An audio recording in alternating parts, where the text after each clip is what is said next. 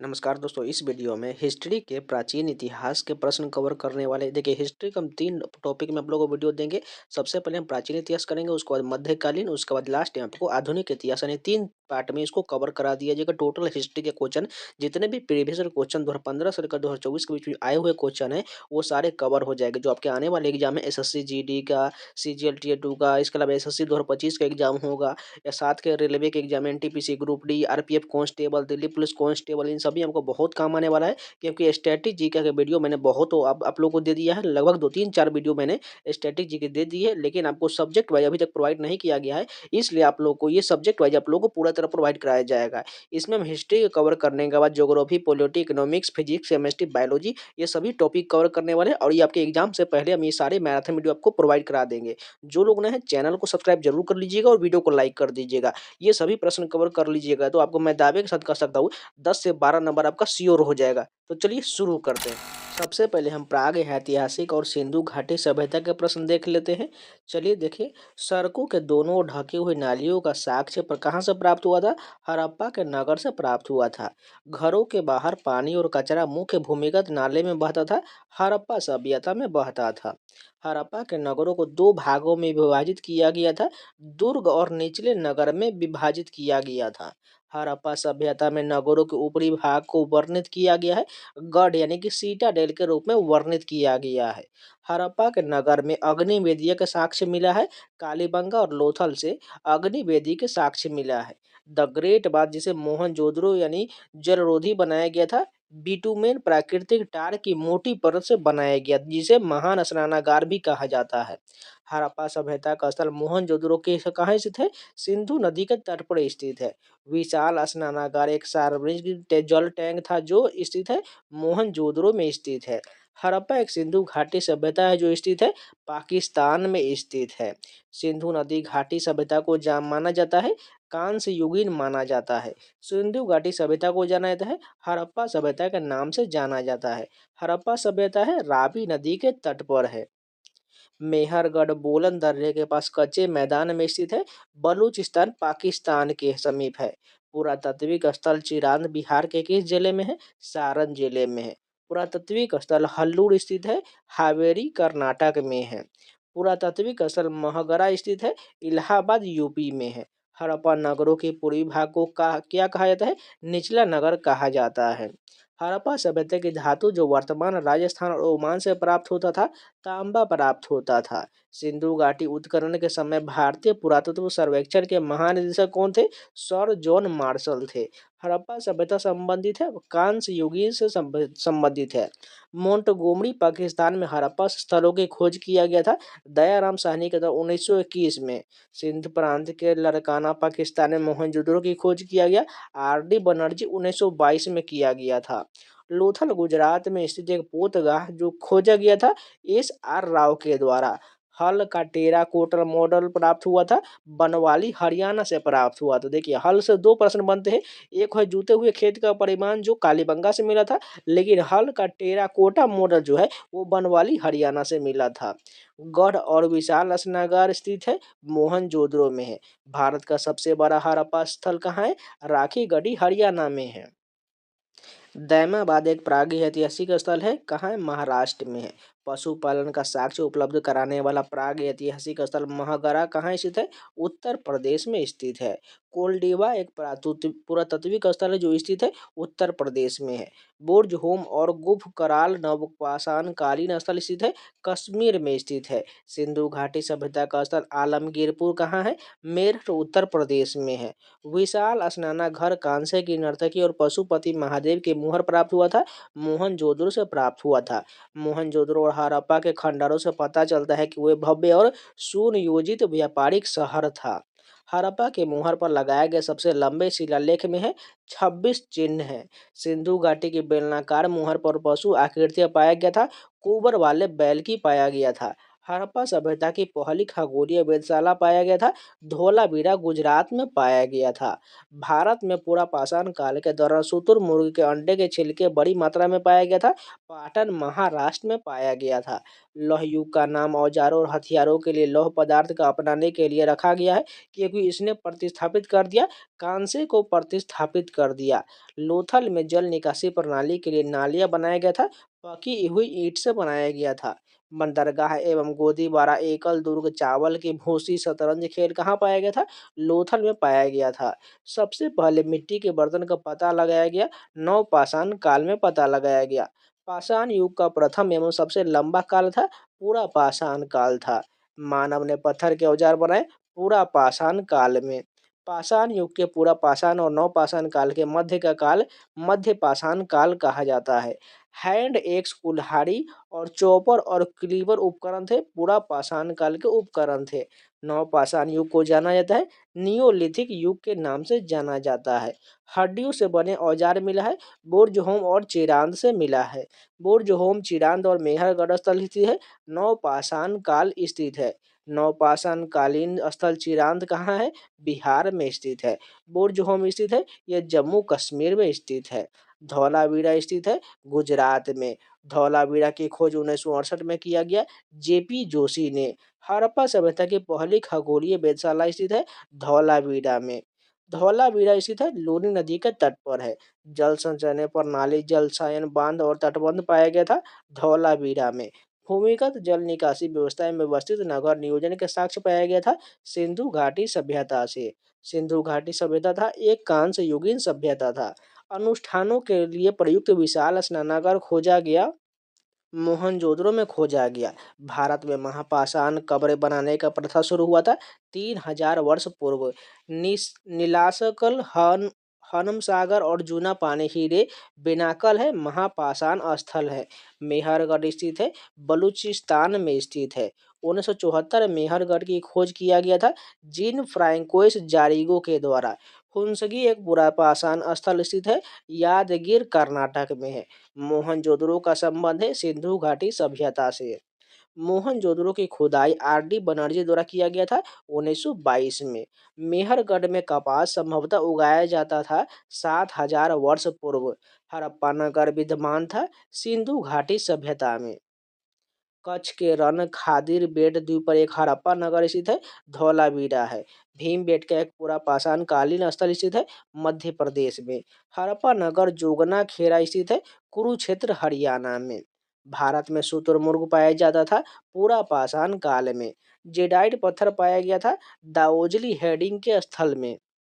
Cattle हुयक सबसे प्रसिद्ध स्थलों में से एक था नवपाषाण काल में। हड़प्पा के नगरों में ऊंचे तथा छोटे पश्चिमी क्षेत्रों को क्या कहा जाता? गढ़ कहा जाता था। हड़प्पा के नगर में हथियार औजार बनाने के लिए उपयोग किया जाता था तांबे की धातु का प्रयोग होता था। हड़प्पा वासी वर्तमान समय के किस राज्य में सोना लाते थे? कर्नाटक से सोना लाते थे। वर्गाकार या आयताकार मकान के अवशेष मिले हैं मेहरगढ़ से मिला है। इंडिया शब्द इंडस से आया है जिसे संस्कृत में क्या कहा जाता है? सिंधु कहा जाता था। मध्य पाषाण काल की अवधि 12,000 से 10,000 वर्ष पूर्व था। भारत का सबसे बड़ा हड़प्पा कालीन स्थल राखी गढ़ी कहाँ है? हरियाणा में है। हड़प्पा वास्तुकला में भंडार गृह विशाल स्नानागार और अग्निवेदी आदि भाग थे दुर्ग के भाग थे। मोहनजोदड़ो के विशाल स्नानागार का आकार था आयताकार था। हड़प्पा की अधिकांश मोहरें बनी होती थी सेल खड़ी की बनी होती थी। सेल्ट एक उपकरण है नवपाषाण काल का उपकरण है। प्रारंभिक मनुष्यों द्वारा उपयोग किए जाने वाले छोटे पत्थर के औजार कहलाते थे माइक्रोलिथ कहलाते थे। हड़प्पा कालीन स्थल सोतुघई स्थित है अफगानिस्तान में। रोपर स्थित है सतलज नदी के तट पर है। अतरंजी खेरा का पुरातात्विक स्थल स्थित है उत्तर प्रदेश में।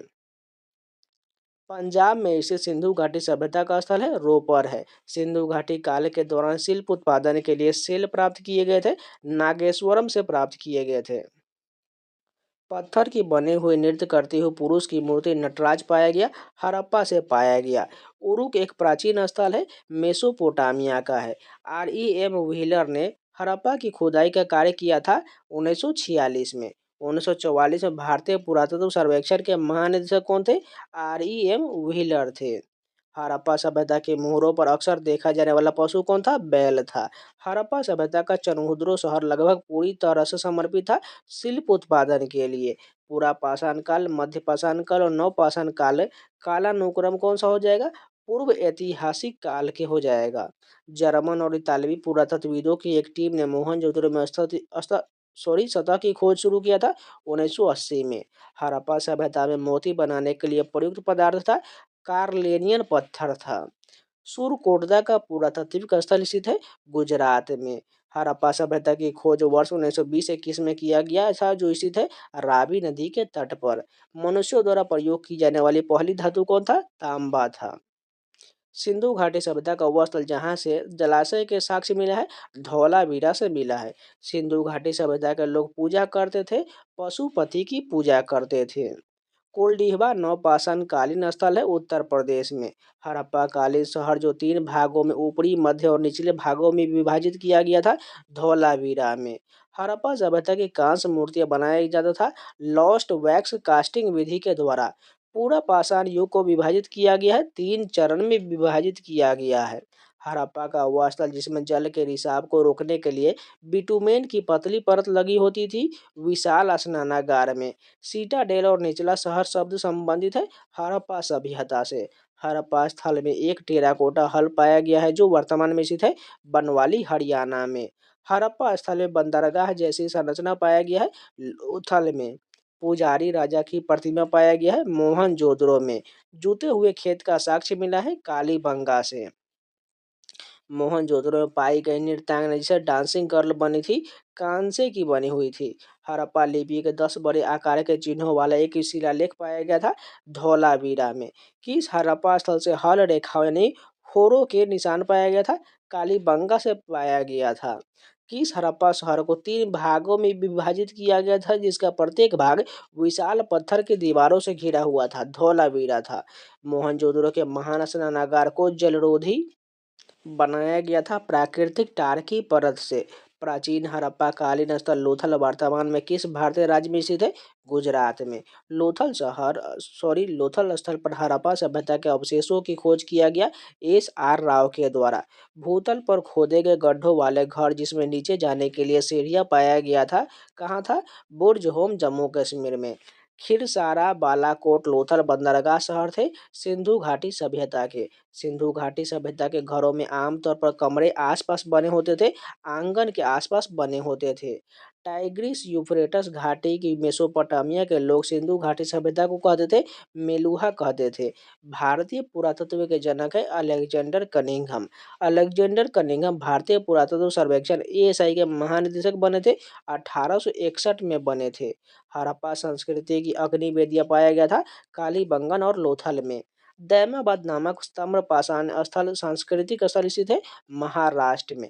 धौलावीरा रंगपुर और अमरपुरा पुरातात्विक स्थल स्थित है गुजरात में है। सुरकोटदा का पुरातात्विक स्थल स्थित है गुजरात में। हड़प्पा स्थल आमड़ी स्थित है सिंध पाकिस्तान में। हड़प्पा कालीन स्थल कालीबंगा घग्गर नदी के तट पर स्थित है जिसकी खोज 1951 में किया गया अमलानंदन घोष के द्वारा। किस हड़प्पा स्थल से सीढ़ीदार स्थल के साक्ष्य एक बड़े खुले क्षेत्र का साक्ष्य प्राप्त हुआ जिसे स्टेडियम के रूप में पहचाना जाता था? धौलावीरा था। हरियाणा में स्थित एक पुरातात्विक स्थल बनवाली की खुदाई किया गया RS बिष्ट के द्वारा। मध्य प्रदेश में भीमबेटका एक पूरा पाषाण स्थल है। कालीबंगा, बालाथल, कर्णपुरा, बरौर स्थल स्थित है राजस्थान में। लोथल एक प्रसिद्ध बंदरगाह शहर था सिंधु घाटी सभ्यता के दौरान। गुजरात में स्थित एक हड़प्पा स्थल सुरकोटदा की खोज 1964 में किया गया था JP जोशी के द्वारा। प्राचीन भारत में कुत्तों को पालतू बनाए जाने के साक्ष्य प्राप्त हुआ था बुर्ज होम जम्मू कश्मीर में। सिंधु घाटी सभ्यता के सबसे उत्तरी स्थल है मांडा है। सिंधु घाटी सभ्यता से संबंधित गोला धोरा स्थल कहाँ है? गुजरात में है। होमो इरेक्टस की खोपड़ी प्राग ऐतिहासिक भारतीय स्थल में पाया गया था हथनौरा में। चरक संहिता लिखा गया था महर्षि चरक के द्वारा। सिंधु घाटी सभ्यता का दूसरा नाम है हड़प्पा सभ्यता। सिंधु घाटी सभ्यता का सबसे बड़ा भारतीय स्थल कौन है? राखी गढ़ी जो हरियाणा में है। भीमबेटका की गुफाओं की खोज किसने किया था? डॉक्टर विष्णुधर वाकनकर ने किया था। भारत में वह चट्टानी गुफा जहाँ सबसे अधिक चित्र पाए जाते वह कौन है? भीमबेटका है। चालकोलिथ युग के किस नाम से जाना जाता है? ताम्र युग कहा जाता है। मध्य पाषाण काल में पशुओं को पालतू बनाए जाने का प्रमाण मिलता है बागौर राजस्थान से। पशुपालन प्रारंभ किया गया था मध्य पाषाण युग के दौरान। अनर्ता परंपरा में के समान चीनी मिट्टी की चीजें सबसे पहले किस जगह से मिला था? सुरकोटदा से मिला था। मध्य पाषाण स्थल पैसरा स्थित है बिहार में। लेब लोइस तकनीक का तात्पर्य है प्राग ऐतिहासिक परत उपकरण बनाना है। हड़प्पा सभ्यता के किस शहर के गढ़ों और निचले इलाकों में कई बड़े कुंड और जलाशय पाए गए? धोलावीरा में पाया गया। हड़प्पा सभ्यता स्थल मंडी स्थित है उत्तर प्रदेश में। हड़प्पा सभ्यता का सबसे उत्तरी स्थल मांडा स्थित है जम्मू कश्मीर में है। हड़प्पा सभ्यता का सबसे पूर्वी स्थल आलमगीरपुर उत्तर प्रदेश में है। सिंधु घाटी सभ्यता का सबसे दक्षिण स्थल दैमाबाद महाराष्ट्र में है। सिंधु घाटी सभ्यता के मुहर में जो वृक्ष की आकृति पाया गया था वह कौन था? पीपल का वृक्ष था। भारतीय महाद्वीप में कौन सी सभ्यता घोड़ों से अनजान था? सिंधु घाटी सभ्यता। खाद्यान्न की खेती प्रारंभ हुआ था नवपाषाण युग में। मानव कब्रगाह में कुत्तों को अंतिम संस्कार किया गया बुर्ज होम जम्मू कश्मीर में। भारत में व्यवस्थित खेती का सबसे प्राचीन साक्ष्य कहाँ मिलता है? मेहरगढ़ से मिलता है। कोपेनहेगन संग्रहालय की सामग्री से पाषाण काल से और लौह युग का त्रिकोणीय विभाजन किया गया था थॉम्पसन के द्वारा। पहला मानव जीवाश्म भारत की किस नदी घाटी से प्राप्त हुआ था? नर्मदा घाटी से। भारत में सर्वप्रथम पूर्व पाषाण कालीन उपकरण रॉबर्ट ब्रूस फूट को कब मिला था? 1863 में। पूरा पाषाण युग में हड्डी से बनी मातृ देवी की मूर्ति कहाँ से प्राप्त हुआ? बेलन घाटी उत्तर प्रदेश से। सराय नहर राय और महदहा संबंधित है गंगा घाटी के मध्य पाषाण कालीन संस्कृति से। एक ही कब्र से तीन मानव कंकाल प्राप्त हुआ था दैमाबाद से, सॉरी दमदमा से प्राप्त हुआ था। भारतीय उपमहाद्वीप में भैंस पालन का सबसे प्राचीन साक्ष्य मिलता है मेहरगढ़ से मिलता है। गंगा घाटी में धान की खेती का सबसे प्राचीनतम साक्ष्य मिला है लहुरा देव से। इनाम गांव पुरातात्विक स्थल स्थित है महाराष्ट्र में। नवदा टोली मध्य प्रदेश का उत्खनन किसने किया था? एच.डी. सांकलिया ने किया था। प्रारंभिक हड़प्पा स्थल जो किलेबंदी का साक्ष्य प्रदान करता है वह है कालीबंगा है। हड़प्पा संस्कृति की जानकारी का प्रमुख स्रोत कौन है? पुरातात्विक खुदाई है। भौतिक साक्ष्यों के आधार पर हड़प्पा के लोगों की राज्य व्यवस्था था धर्मतंत्रीय एकात्मक था। हड़प्पा के संदर्भ में हाथी दांत का पैमाना कहाँ से मिला है? लोथल से। पुरातात्विक स्थल संघोल स्थित है पंजाब में स्थित है। अब चलिए वैदिक युग के सारे प्रश्न देख लेते हैं। सप्त सिंधु का एक भाग अक्सनी नदी का प्राचीन नाम क्या था? चिनाब नदी था। वेद जो भारत के प्रारंभिक वैदिक लोगों के जीवन को दर्शाता है ऋग्वेद है। ऋग्वेद 1028 सूक्तों का एक संग्रह है जो विभाजित है 10 मंडलों में विभाजित है। काला यानी कृष्ण और सफेद यानी कि शुक्ल दो श्रेणी था। यजुर्वेद का श्रेणी था। उत्तर वैदिक काल में हल के देवता कौन थे? इंद्र थे। मनुस्मृति लिखा गया है संस्कृत भाषा में। सबसे प्राचीन वेद है ऋग्वेद। चारों वेदों में सबसे छोटा वेद सामवेद है। ऋग्वेद की ऋचाओं को कहा जाता था सूक्त कहा जाता था। नदी जिसका उल्लेख ऋग्वेद में केवल एक बार किया गया है गंगा नदी का उल्लेख केवल एक बार है। किसी लड़के के आध्यात्मिक छात्र यानी कि ब्रह्मचारी जीवन में प्रवेश कराने वाले संस्कार को कहा जाता है उपनयन संस्कार कहा जाता है। जो वेद कर्म कांडों से संबंधित है उसे क्या कहा जाता है? यजुर्वेद कहा जाता है। ऋग्वेद सामवेद और यजुर्वेद को संयुक्त रूप से क्या कहा जाता है? वेद त्रयी कहा जाता है। अथर्ववेद एक संग्रह है 20 खंडों का। ऋग्वेद में अयस शब्द का तात्पर्य धातु से है। वेदांग की कुल संख्या कितना है? 6 है। मीमांसा सूत्र लिखा गया था ऋषि जैमिनी के द्वारा। वैदिक धर्म को जाना जाता था ब्राह्मणवाद के रूप में। वैदिक काल में प्रेम विवाह को कहा जाता है गंधर्व विवाह कहा जाता है। वैदिक अनुष्ठानों के साथ एक ही वर्ण में विवाह है ब्रह्म विवाह कहा जाता है। वैदिक काल में विवाह के प्रकारों की संख्या 8 था। वैदिक काल में खरीद फरोख्त द्वारा किए जाने वाले विवाह को क्या कहा जाता है? असुर विवाह कहा जाता था। वैदिक काल में कन्या के अपहरण द्वारा विवाह को क्या कहा जाता था? राक्षस विवाह कहा जाता था। महाकाव्य ग्रंथ महाभारत में 18 अध्याय जिसे पर्व कहा जाता है। प्रसिद्ध महाकाव्य महाभारत लिखा गया था वेद व्यास के द्वारा। ऋग्वेद में सर्वाधिक चर्चित उल्लेखित नदी कौन है? सरस्वती नदी है। राज्याभिषेक समारोह का विवरण किस ग्रंथ में है? ऐतरेय ब्राह्मण में है। गोपद ब्राह्मण संबंधित है अथर्ववेद से। वैदिक आर्य किस क्षेत्र में रहते थे? सप्त सिंधु में रहते थे। झेलम का प्राचीन नाम है वितस्ता है।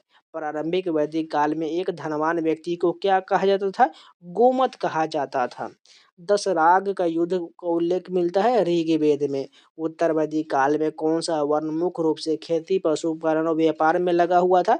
वैश्य वर्ण लगा हुआ था। आर्यों के प्रमुख सामाजिक इकाई था जन था।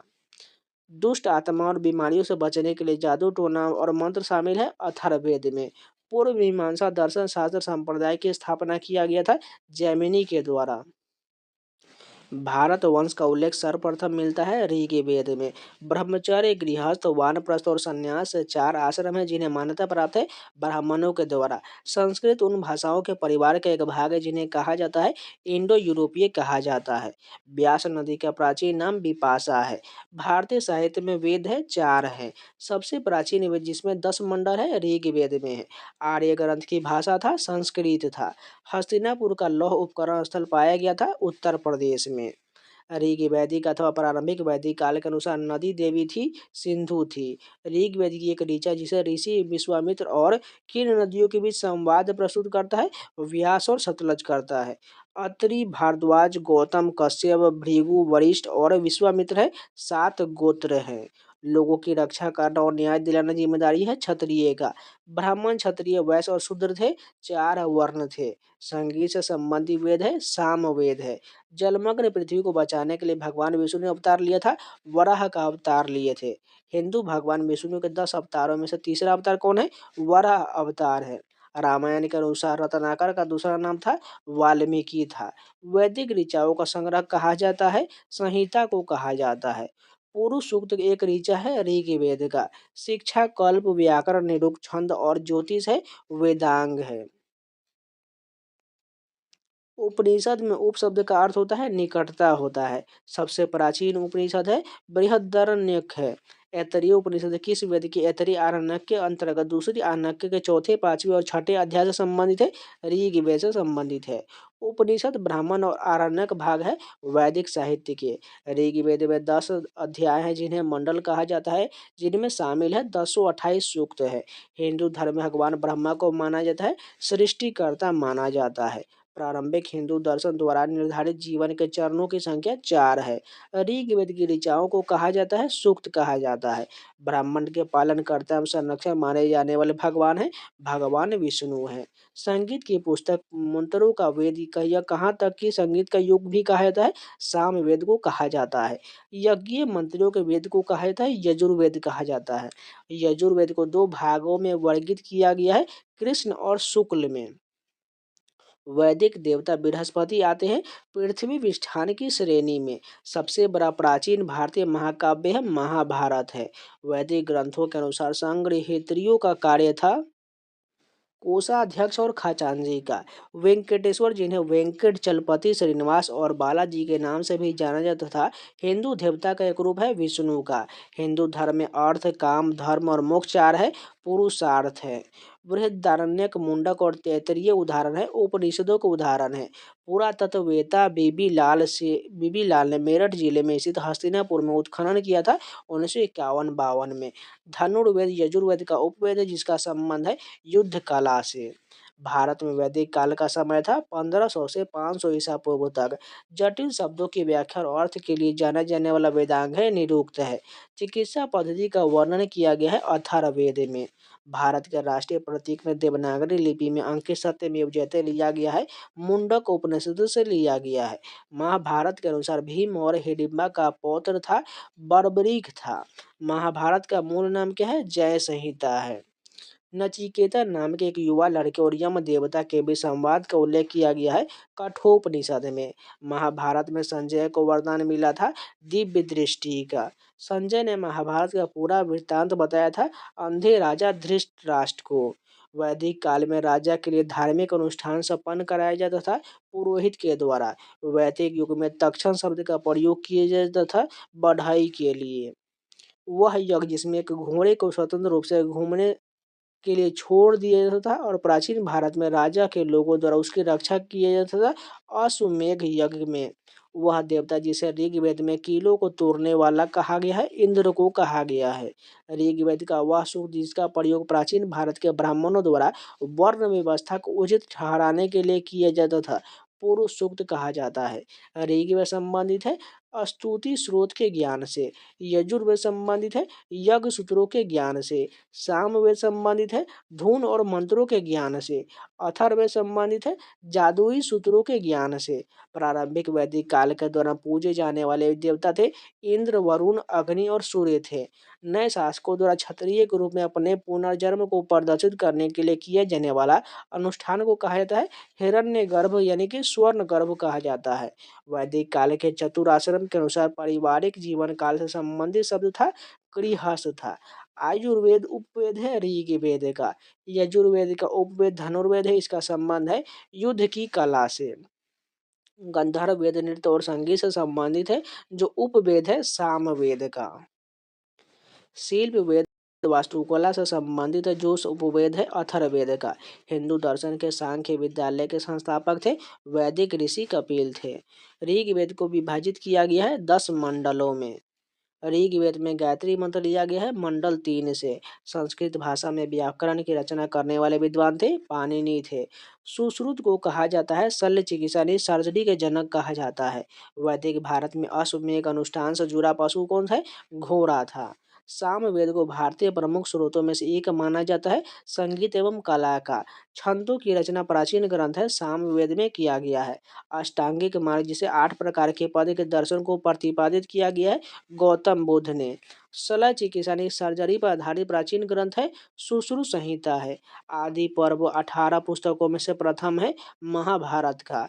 वैदिक ऋचा या मंत्रों की संग्रह को कहा जाता है संहिता कहा जाता है। ऋग्वेद संग्रह है 1028 काव्य यानी सूक्तों का। वैदिक सिद्धांत के अनुसार क्षत्रिय या योद्धा शासक उत्पन्न हुए थे पुरुष सर्वोच्च की भुजाओं से। वैदिक सिद्धांत के अनुसार ब्राह्मण या पुजारी उत्पन्न हुए हैं पुरुष के मुख से। वैदिक सिद्धांत के अनुसार वैश्य या सामान्य जन्य उत्पन्न हुआ है पुरुष की जांघों से। वैदिक सिद्धांत के अनुसार शूद्र या मजदूर और नौकर उत्पन्न हुआ था पुरुष की पैरों से। भारत का राष्ट्रीय आदर्श वाक्य सत्यमेव जयते लिया गया है मुंडक उपनिषद से। उपनिषद पुस्तक आधारित है दर्शन पर। योग का प्रतिपादन किया गया है पतंजलि ने। चरक संहिता संबंधित है आयुर्वेद से। वसुधैव कुटुंबकम का अर्थ होता है विश्व एक परिवार है। वर्षा और गरज से संबंधित वैदिक देवता है इंद्र है। यज्ञ संबंधित है यजुर्वेद से। वेदों की अवयव को कहा जाता है वेदांग। 4 वर्णों में प्रथम वर्ण ब्राह्मण है। 4 वर्ण में दूसरा वर्ण क्षत्रिय है। 4 वर्णों में तीसरा वर्ण वैश्य है। 4 वर्णों में चौथा वर्ण शूद्र हो जाएगा। प्रारंभिक वैदिक काल में 10 राजाओं का युद्ध किस नदी के तट पर हुआ था? परुशनी नदी के तट पर हुआ था। प्रहलाद और उसके पिता हिरण्यकश्यप की कथा सबसे पहले वर्णित हुआ था विष्णु पुराण में। मनुस्मृति में विवाह का वह रूप जो युवती और उसके प्रेमी के स्वैच्छिक मिलन को उत्पन्न होता है छठा रूप होता है। सर्ग प्रतिसर्ग वंश मनवतन तथा वंशानुचरित सूचक है पुराणों के। पुराणों की संख्या है 18 है। महानदी का पौराणिक नाम नीलोत्पला बताया गया है वायु पुराण में। गायत्री मंत्र के नाम से प्रसिद्ध मंत्र सबसे पहले कहाँ पाया गया? ऋग्वेद में। ऐतरेय ब्राह्मण ग्रंथ संबंधित है ऋग्वेद से। प्रकाशित ऋग्वेद संहिता किस शाखा की है? शाकल शाखा की है। गायत्री मंत्र की रचना किया था विश्वामित्र ने। वर्ण शब्द का उल्लेख सबसे पहले किस में मिलता है? ऋग्वेद में। वर्ण व्यवस्था से संबंधित पुरुष सूक्त मूलतः पाया जाता है ऋग्वेद में। सर्वाधिक ऋग्वैदिक सूक्त समर्पित है इंद्र को। लोम मुद्रा एक ब्राह्मण वादिनी थी जिसके कुछ मंत्रों की रचना किया था वेदों में। सरस्वती नदी का नदीतमा कहा गया है ऋग्वेद में। प्रारंभिक वैदिक साहित्य में सर्वाधिक वर्णित नदी है सिंधु है। वैदिक नदी सदानीरा का वर्तमान नाम गंडक है। वह ऋषि जिनके बारे में माना जाता है कि उन्होंने दक्षिण भारत का आर्यीकरण किया था अगस्त्य ने किया था। वह देवता जिसे वैदिक देव मंडल में युद्ध का देवता माना जाता है इंद्र को माना जाता है। ऋग्वेद संहिता का 9वां मंडल पूर्णतः समर्पित है सोम को समर्पित है। ऋग्वेद में किसी मंडल का प्रथम सूक्त प्रायः किस देवता के लिए है? अग्नि के लिए है। विष्णु के बारे में सबसे प्राचीन उल्लेख मिलता है ऋग्वेद में। जंगल की देवी आरण्यनी का प्रथम उल्लेख है ऋक संहिता में है। प्राचीन वैदिक काल के दौरान मगध की राज्य की राजधानी के रूप में सेवा करने वाला शहर था राजगृह था। वैदिक प्रशासन के दौरान भागदूत के नाम से जाने जाने वाला अधिकारी था, राजस्व कलेक्टर था। पुराणों में इक्ष्वाकु वंश के शासकों को कहा गया है सिप्रवर्तिया कहा गया है। ऋग वैदिक शब्द पनी का संबंध होता है व्यापारियों से। गायत्री मंत्र समर्पित है देव सावित्री को। वैदिक कर्म कांड में होता का संबंध होता है ऋग्वेद से। ब्राह्मण क्षत्रिय और वैश्य को सामूहिक रूप से कहा जाता था द्विज कहा जाता था। ऋग्वेद शब्द पानी नागरिकों को किस वर्ग से संबंधित है? व्यापारियों से। वैदिक काल में ग्राम का मुखिया होता था ग्रामणी। ऋग्वेद जनसभा जो न्यायिक कार्यों से संबंधित था सभा था। ऋग्वेद में वर्णित 10 राजाओं की प्रसिद्ध लड़ाई किस नदी के तट पर लड़ा गया था? परुष्णी नदी के तट पर लड़ा गया था। सुदास किस वंश के थे? भारत वंश के थे। ऋग्वेद में उल्लेखित यव शब्द का प्रयोग किया गया है जौ के लिए। वैदिक काल में गाय को किस नाम से जाना जाता था? अघन्या कहा जाता था। प्राचीन भारत में आर्यों की आजीविका का मुख्य साधन कृषि था। ऋग्वेदिक काल में जो अधिकारी एक बड़ी चारागाह पर नियंत्रण रखता था उसे क्या कहा जाता था? उसे वाजपति कहा जाता था। यज्ञ संबंधी विधि विधान मिलते हैं यजुर्वेद में। भारतीय उपमहाद्वीप में लोहे का सबसे पहला साहित्य गंधर्व मिलता है यजुर्वेद में। वेद जिसमें जादुई माया और वशीकरण का वर्णन है अथर्ववेद में। आयुर्वेद जीवन विज्ञान के बारे में प्रारंभिक उल्लेख मिलता है अथर्ववेद में। प्रजापति के 2 पुत्री के रूप में सभा और समिति का उल्लेख मिलता है अथर्ववेद में। विदेह माधव की कथा वर्णित है यजुर्वेद में। पुरुष मेघ यानी कि मानव बलि का उल्लेख मिलता है शतपथ ब्राह्मण में। देवकी पुत्र कृष्ण का सर्वप्रथम उल्लेख मिलता है छांदोग्य उपनिषद में। नचिकेता और यम के बीच प्रसिद्ध संवाद का उल्लेख मिलता है कठोपनिषद में। तमसो माँ ज्योतिर्गमय कथन मूलतः संबंधित है उपनिषद से। उपनिषद ग्रंथ संबंधित है दर्शन शास्त्र पर। छांदोग्य उपनिषद का संबंध है सामवेद से। हिंदू धर्म में 4 पुरुषार्थ है धर्म अर्थ काम और मोक्ष। महाभारत के अनुसार उत्तरी पांचाल की राजधानी कहाँ स्थित था? अहिच्छत्र में था। सत संहिता सहर्षि संहिता किसका उपनाम है? महाभारत का नाम है। अब चलिए जैन धर्म से संबंधित सारे प्रश्न देखते हैं। महावीर ने घर छोड़ दिया और ज्ञान की तलाश में जंगल में रहने लगे थे 30 वर्ष की आयु में। जैन धर्म के अंतिम और 24वें तीर्थंकर कौन थे? वर्धमान महावीर थे। अब चलिए सभी जो तीर्थंकर के संबंधी प्रतीक चिन्ह देख लेते हैं। फर्स्ट कौन थे? तीर्थंकर ऋषभनाथ थे और इसका प्रतीक चिन्ह सांड हो जाएगा। दूसरे कौन थे? अजीतनाथ थे, इसके प्रतीक चिन्ह हाथी हो जाएगा। तीसरे कौन थे? संभवनाथ थे और इसके प्रतीक चिन्ह घोड़ा था। देखिए आपको क्या करना है, दो पहले ऊपर वाला 2 इसको याद रख लीजिएगा, बाकी अब नीचे का बता देंगे जो इम्पोर्टेंट है। पूरा याद करने की कोई जरूरत नहीं है, बाकी एक नज़र देख लीजिए। तीसरे संभवनाथ हो जाएंगे, इसके प्रतीक घोड़ा हो जाएगा। चौथे अभिनंदन नाथ है, इसके प्रतीक बंदर हो जाएगा। पांचवें सुमति नाथ हो जाएंगे, इसके प्रतीक करलब हो जाएगा।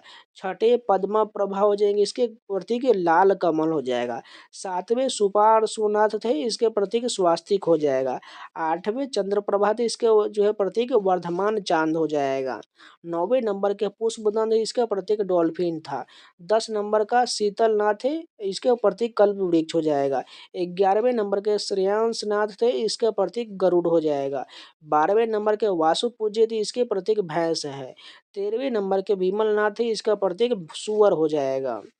14वें नंबर के अनंत धान थे, इसके प्रतीक भालू हो जाएगा। 15वें नंबर के धर्मनाथ, इसका प्रतीक वज्र हो जाएगा। 16वें नंबर के शांतिनाथ, इसका प्रतीक हिरण हो जाएगा। 17वें नंबर के कुंथुनाथ, इसका प्रतीक बकरी हो जाएगा। 18वें नंबर के अरनाथ, इसका प्रतीक मछली हो जाएगा। 19वें नंबर के मल्लीनाथ, इसका प्रतीक कलश हो जाएगा। 20वें नंबर के मुनुसुरवती, इसका प्रतीक कछुआ हो जाएगा। 21वें नंबर के नमीनाथ, इसका प्रतीक नीलकमल हो जाएगा।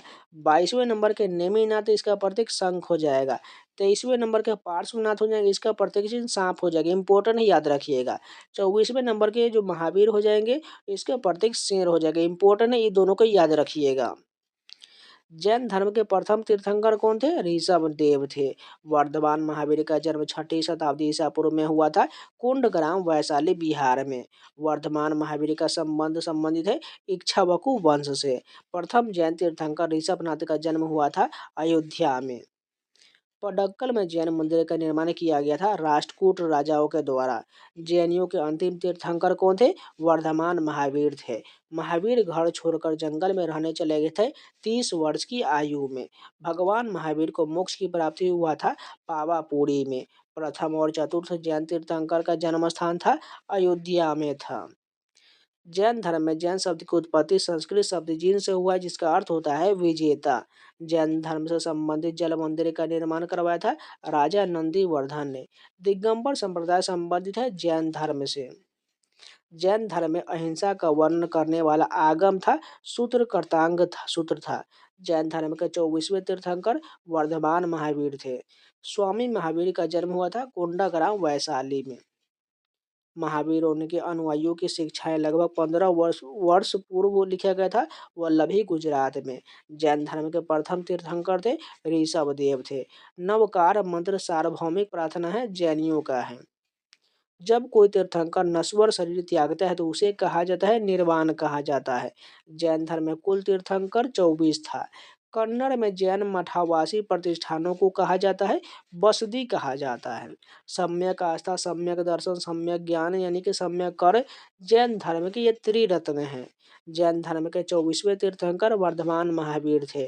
महावीर के पिता सिद्धार्थ मुखिया थे, जात्रिक क्षत्रिय कुल के थे।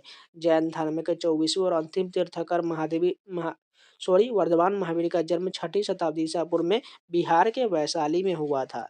दिगंबर आकाश ही जिसका वस्त्र हो संप्रदाय और श्वेतांबर श्वेत वस्त्रधारी जो संप्रदाय है जैन धर्म के हैं।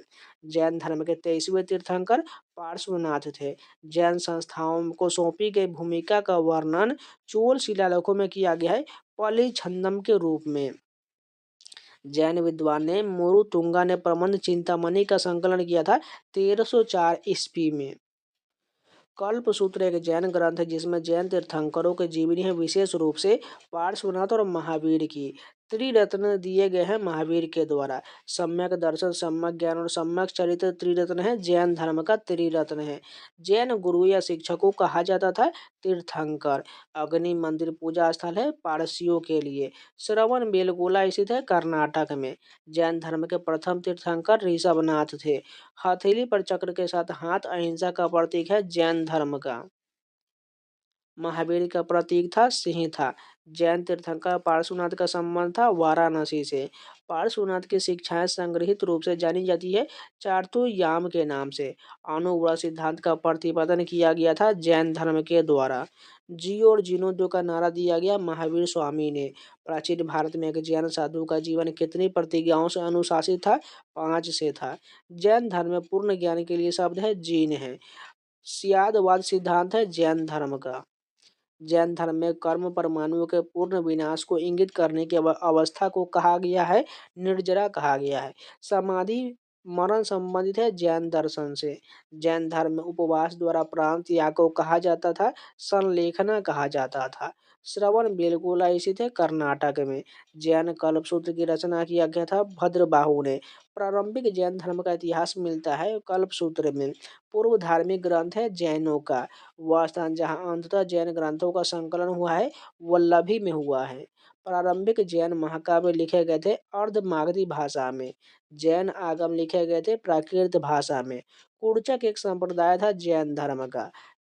यापनीय संघ का संबंध है जैन धर्म से। प्रथम जैन तीर्थंकर ऋषभनाथ ने निर्वाण या मोक्ष प्राप्त किया था अष्टापद कैलाश पर्वत में। अंतिम जैन तीर्थंकर महावीर ने निर्वाण प्राप्त किया था पावापुरी बिहार में। जैन तीर्थंकर नेमिनाथ ने निर्वाण प्राप्त किया था उज्जयंता गिरनार पहाड़ी में। 12वें नंबर के जैन तीर्थंकर वासुपूज्य ने निर्वाण प्राप्त किया था चंपापुरी भागलपुर बिहार में। अब चलिए बौद्ध धर्म से संबंधित सारे प्रश्न देखते हैं। चलिए बौद्ध परिषद की सूची देख लीजिए। फर्स्ट जो हुआ था परिषद राजगिरी में हुआ था 583 बीसी में। इसके संरक्षण जो है अजात शत्रु थे। दूसरे नंबर का जो हुआ था वैशाली में हुआ था, यह 383 बीसी में हुआ था। इसके जो संरक्षण कालाशोक थे। तीसरे नंबर का जो पाटलिपुत्र में हुआ था, यह जो 250 बीसी में, और इसके संरक्षण अशोक थे। चौथे नंबर का हुआ था जम्मू कश्मीर में, ये 72 एडी में हुआ था। इसके संरक्षण कनिष्क थे। ये सभी याद रखिएगा क्योंकि डायरेक्ट जो है प्रश्न पूछा जाता है। वह स्थान जो अर्धगोलाकार गुंबद संरचित स्मारक के लिए प्रसिद्ध है। सांची का स्तूप जो मध्य प्रदेश में है। भारत का सबसे बड़ा स्तूप है केसरिया स्तूप बिहार में। बुद्ध की जीवनी बुद्ध चरित्र लिखा गया है अश्वघोष के द्वारा। अष्टांगिक मार्ग मानवीय दुखों को दूर करने में हमारा मार्गदर्शन करता है, जिसका संबंध है बौद्ध धर्म से। बौद्ध स्थल नागार्जुन कोंडा, जग्गियापेटा और अमरावती पाया जाता है। वेंगी क्षेत्र आंध्र प्रदेश में। चौखंडी स्तूप बौद्ध स्तूप है जो स्थित है उत्तर प्रदेश में। बुद्ध साकेगन वंश से संबंधित और वे एक क्षत्रिय थे। धमेक स्तूप स्थित है सारनाथ वाराणसी में। बौद्ध भिक्षुओं द्वारा उपयोग किए जाने वाला निवास स्थान कहलाता था, विहार कहलाता था। स्वयंभूनाथ स्तूप स्थित है काठमांडू में। अंडा हर्मिका और यष्टि संबंधित है बौद्ध स्तूप संरचना से। गौतम बुद्ध जिसे सिद्धार्थ का जन्म कुनलुम्बिनी नेपाल में हुआ था 623 ईसा पूर्व में। प्रथम बौद्ध समिति 483 ईसा पूर्व में राजगृह में आयोजित किया गया था। इसके अध्यक्ष कौन थे? महाकश्यप थे।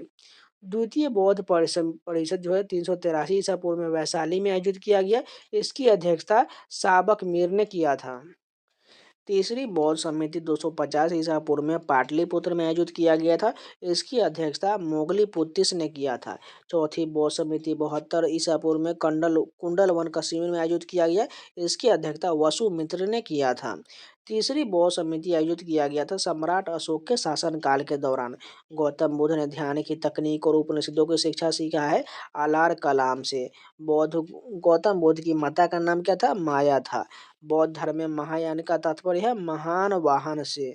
बौद्ध धर्म से संबंधित ज्यादा कथाएं लिखा गया पाली भाषा में। दक्षिण पूर्व एशिया में शैलेंद्र राजा अनुयायी थे बौद्ध धर्म के। बौद्ध धर्म में प्रथम महिला को भिक्षुनी के रूप में नियुक्त किया गया था महाप्रजामति गौतमी को।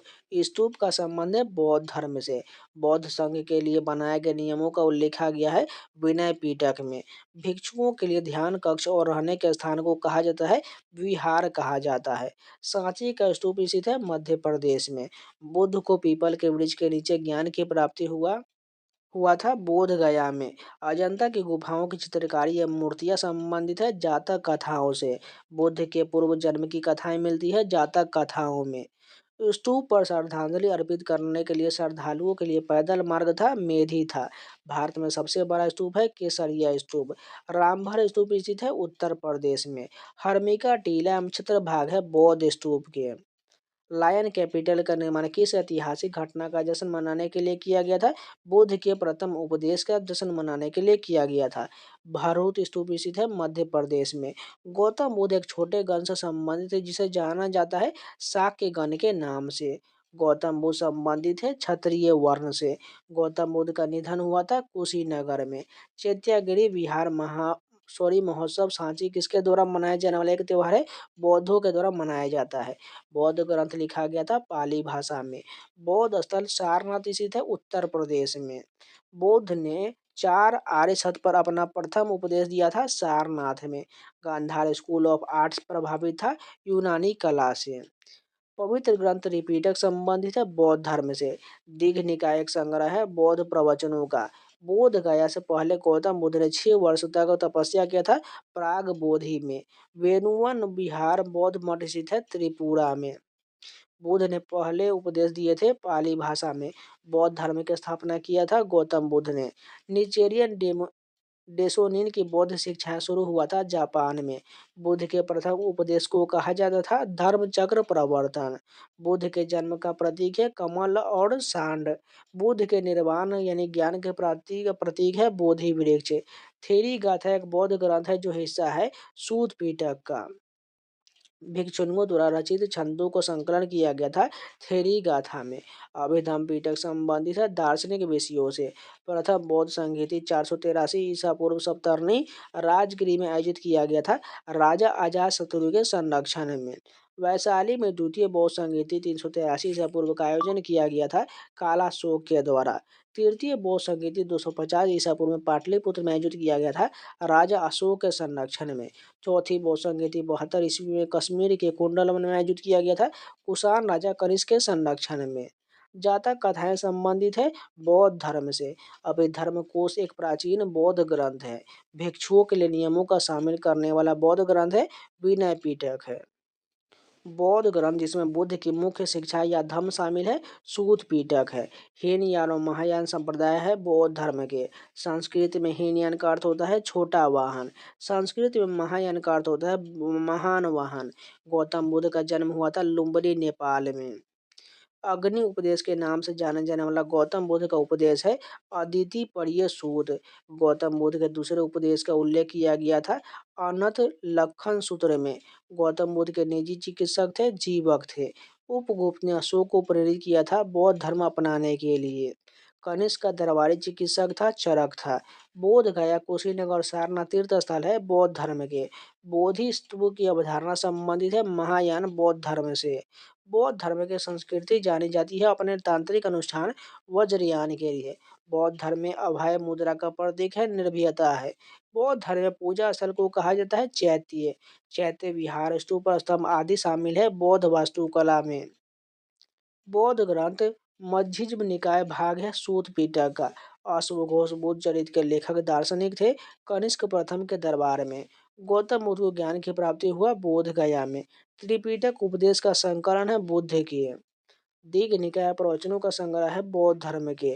प्रथम बौद्ध संगीति राजा अजातशत्रु के संरक्षण में 483 ईसा पूर्व में आयोजित किया गया था राजगृह में। द्वितीय बौद्ध संगीति 383 ईसा पूर्व में शिशुनाग वंश के राजा कालाशोक के संरक्षण में आयोजित किया गया था वैशाली में।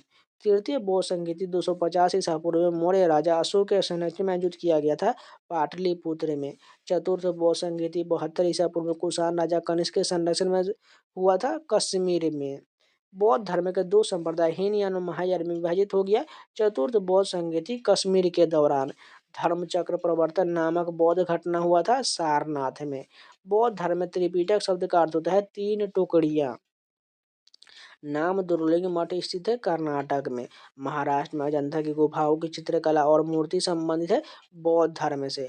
अशोक के स्तंभ सामान्यतः बने होते थे बलुआ पत्थर से।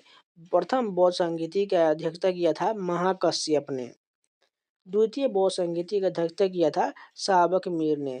तृतीय बौद्ध संगीति का अध्यक्षता किया था मोगली पुत्तिस ने। चतुर्थ बौद्ध संगीति का अध्यक्षता किया था वसुमित्र ने। गौतम बुद्ध ने अपना अधिकांश उपदेश दिया था बिहार के कुद्धकूट में। ऊपरकोट बौद्ध गुफा स्थित है जूनागढ़ में। सांची का स्तूप घिरा हुआ है 4 तोरणों के द्वारा। बुद्ध का जन्म स्थान एक उपवन था जिसे जाना जाता है लुम्बिनी के नाम से। हर्मिका का संबंध है बौद्ध स्तूप की वास्तुकला से। चौखंडी, धमेक और रामभर स्तूप स्थल है उत्तर प्रदेश राज्य में। बुद्ध द्वारा बोली जाने वाली भाषा थी प्राकृत था। बुद्ध के पूर्व जन्म से संबंधित कथाएं जातक कथाएं था। बौद्ध धर्म की वह शाखा जो दक्षिण पूर्व एशिया तक फैला था थेरवाद था। बौद्ध प्रार्थना कक्ष जाने जाते थे चैत्य नाम से। बौद्ध धर्म बौद्ध संघ के निकायों का उल्लेख है विनय पिटक में। बुद्ध के महापरिनिर्वाण प्राप्त हुआ था कुशीनगर में। अष्टांगिक मार्ग संबंधित है बौद्ध धर्म से। बौद्ध धर्म में मुक्ति प्राप्त कर चुकी सम्मानित महिलाओं को कहा जाता है थेरीस। गौतम बुद्ध की माता संबंधित थी कोलीय वंश से। गौतम बुद्ध को कहा जाता है एशिया का प्रकाश पुंज। गौतम बुद्ध का अपने घर से प्रस्थान को कहा जाता है महाभिनिष्क्रमण। अलार कलाम को जाना जाता है बुद्ध के गुरु के रूप में। सारनाथ में बुद्ध द्वारा दिया गया प्रथम उपदेश जाना जाता है धर्मचक्र प्रवर्तन के नाम से। भारतीय कला में बुद्ध की जीवन की किस घटना का चित्रण मृग साहित्य चक्र द्वारा हुआ है? प्रथम उपदेश। बौद्ध दर्शन के अनुसार कारण और कार्य के सिद्धांत को कहा जाता है प्रतियास्मुत्पाद। बौद्ध दर्शन में कल्याण मित्र है अष्टांगिक मार्ग। अष्टांगिक मार्ग का प्रतिपादन किया गया था बुद्ध द्वारा। क्षणिकवाद का प्रतिपादन किया था बुद्ध ने। गौतम बुद्ध काल के प्रसिद्ध चिकित्सक जीवक को किसके दरबार में संबंधित है? बिंबिसार के दरबार में थे। महात्मा बुद्ध ने कौशाम्बी का दौरा किया था उदयन के शासन काल में। महात्मा बुद्ध को महापरिनिर्वाण कहाँ प्राप्त हुआ था? मल्लस गणराज्य में। बौद्ध धर्म में त्रिरत्न है बुद्ध, धम्म और संघ थे। महासंघिक संप्रदाय की उत्पत्ति हुआ था वैशाली में। बौद्ध संप्रदाय महायान और औपचारिक रूप से किसके शासनकाल के दौरान अस्तित्व में आया? कनिष्क के शासनकाल के दौरान। माध्यमिक दर्शन के प्रवर्तक थे नागार्जुन। यमक बोध पीठक संबंधित है अभिधर्म से। निकाय का संबंध है बौद्ध धर्म से। बौद्ध ग्रंथ मध्यम निकाय किस भाषा में है? पाली भाषा में। गंध तीनू जातक की रचना हुआ था पाली भाषा में। बौद्ध धर्म जिसमें मौर्य सम्राट अशोक को वृत्तांत है महावंश है। सबसे प्रारंभिक बौद्ध साहित्य जो बुद्ध के विभिन्न जन्मों की कहानियों से संबंधित है जातक कथा है। विशुद्धिमग्ग के लेखक है बुद्ध घोष है। भारतीय कला में स्तूप चैत्य और विहार का निर्माण संबंधित है बौद्ध धर्म से। आर्यक स्तंभों वाले चबूतरे की विशेषता पाया जाता है अमरावती स्तूप में। आर्य मंजूश्री मूलकल्पम एक बौद्ध ग्रंथ संबंधित है महायान से। मिलिंद पन्हो राजा मिलिंदा और किस बौद्ध भिक्षु के मध्य एक संवाद के रूप में है? नागसेन के। केसरिया बुद्ध स्तूप स्थित है बिहार में। बोधि स्तूप पद्म पानी की पेंटिंग स्थित है अजंता में। सारनाथ में भूमि स्पर्श मृदा में बुद्ध की मूर्ति का संबंध है गुप्त काल से। अफगानिस्तान का बामियान किसके लिए प्रसिद्ध है? बुद्ध प्रतिमा के लिए प्रसिद्ध है। अब चलिए महाजनपद से संबंधित सारे प्रश्न देख लेते हैं फटाफट।